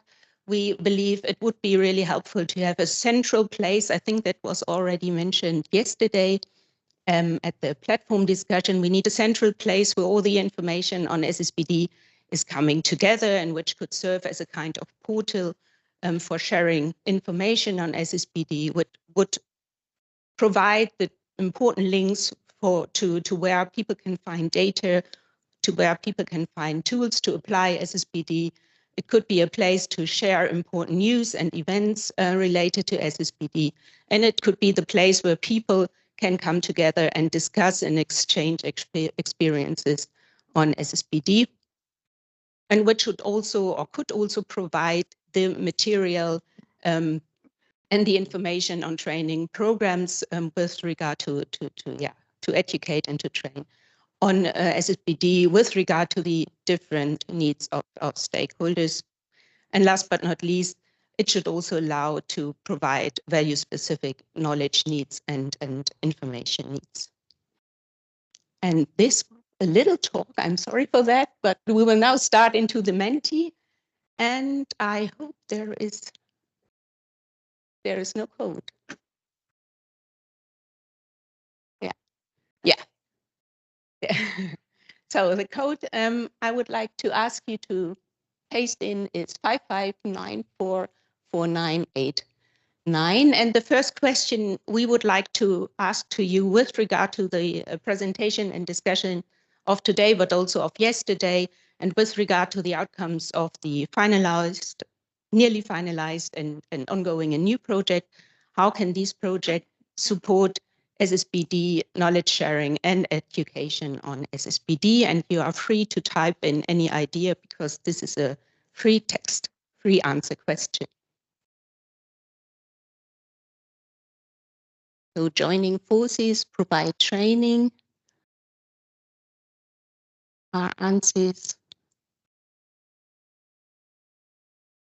Case studies is a good point and points toward sharing of experiences, for example, via a knowledge sharing platform, provide training courses, or use IRISS as a central hub for knowledge sharing. So we need to discuss that between PARC and IRISS.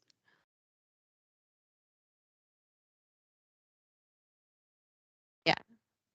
So it seems guidance is also a central point which we need for successful implementation of SSBD, and for sure the projects, I heard several times people in the projects are working on guidance, can help here. So a lot of responses, thanks for that. Facilitate access to the information, who is doing what is another important answer. Yeah, the link between the projects on SBD and SSBD and Nano and advanced materials should be connected to PARC and IRISS. I think this is what we are up to in the next part of our interactive workshop. So as Elmar and I think also Dennis mentioned in their presentation, so there is a discussion of having hubs for expert exchange and expert discussions. So we would like to know from you what kind of services and what kind of features would you support for implementing SSBD in such a hub? So which features such a hub, a discussion forum or expert exchange forum should, what kind of features should such hub have?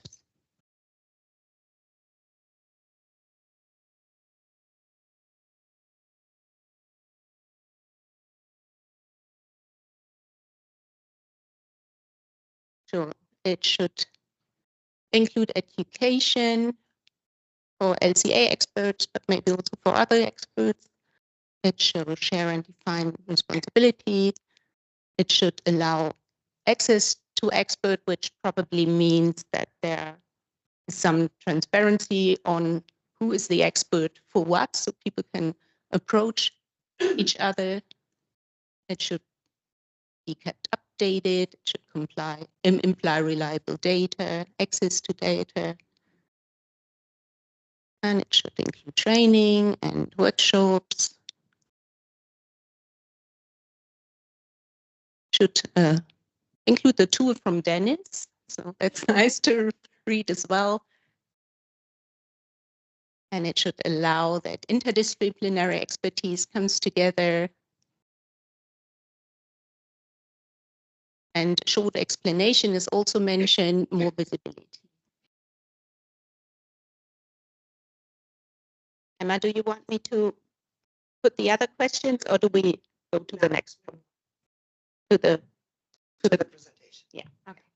So thanks you for your feedback, and I think we have a lot to digest.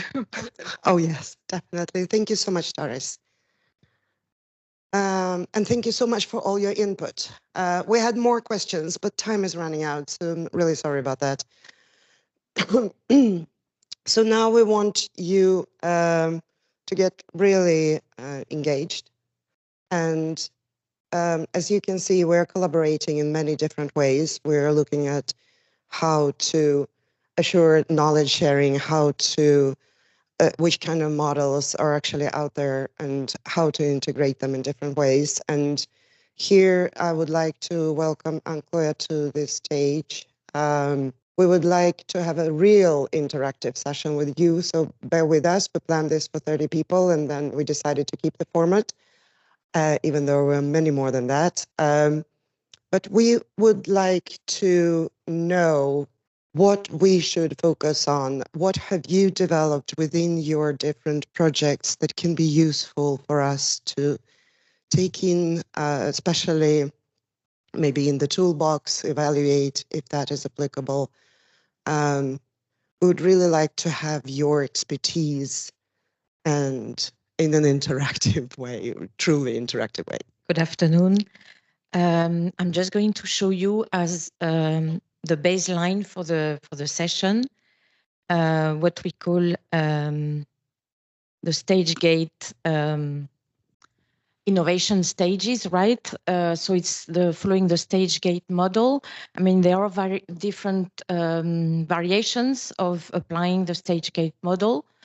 This is the one which is mostly used by industry. So you have like three big phases. The first one is being the ideation and scoping and feasibility study. And then the second big phase is the actual laboratory development, and then the scale up to pilot phase. And the last phase being the pre-market, the launch of the innovation. So these are the three phases. And what we would like you to support us on, we would like your inputs, is what type of information, what type of tools, databases that we would need for each phase, if there would be any difference. Here, you know that in the first phase, there is very limited information. So what usually applies is that you look at the physical chemical properties, you look at comparable compounds for a new chemical, you look at basic information, and you would do a qualitative LCA, right? So that's just as a summary. And here we are talking about TRLs 1, 2, 3. Second phase, then you go on to more quantitative data, exposure data, basic toxicity testing.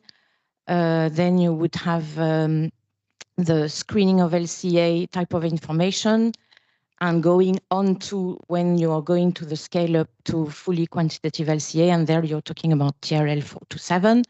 And then the last phase, which is like pre-commercial, TRL 8, basically, where you expect to have full information available.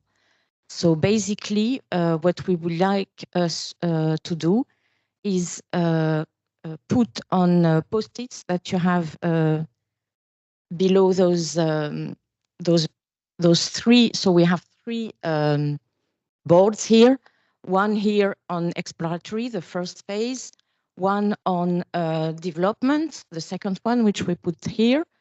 And then the pre-market. So these are the three phases. And we would like you to put on post-its what tools, databases you are using, what are under development in your project. And please refer to your project. So you put the tool basically, or the database, the project it refers to, and also if it is accessible, because basically that's what the link is made here with PARC and IRISS, the objective being to have a common access to all these tools. So basically, first of all, what already exists or is under development, and second, what you think is missing that could be further developed. So please bring some pens, and if one post-it is not enough, you just put the post-its together. So basically, it's everyone to come. And yeah, sorry, I was going to forget. The last board is about open discussion points. Are they strong points that you would like to bring out after you've seen all what PARC is doing, IRISS is doing? What you would like to challenge, basically? That's what we would like to see. So again, with post-its. So now it's not Menti anymore. It's we have to move. It's physical. So we have how much? 10 minutes. Emma, how much? How long? 10 minutes? 15 minutes. Questions? All projects? No. Yes, those ones obviously very important. But any other projects you are involved in, or even if your organization is involved or is using a tool, any other project basically. So you don't have to refer to a project. That's what I mean. Yeah. Those of you online, sorry to have forgotten you, please write in the chat. It's much more difficult for us to get the sticky notes to you, but please write in the chat. Thank you. Thank you. So minus 20 or 15, 10 minutes? 35. 40. Okay, so please, so we have until 22, right? 15 minutes. Yeah, it can be tools, models, databases, basically every tools or methods that you think will be needed for SSbD implementation, for applying the SSbD framework. Yes, if you could also say if the database or the tool will be available. If it's now available.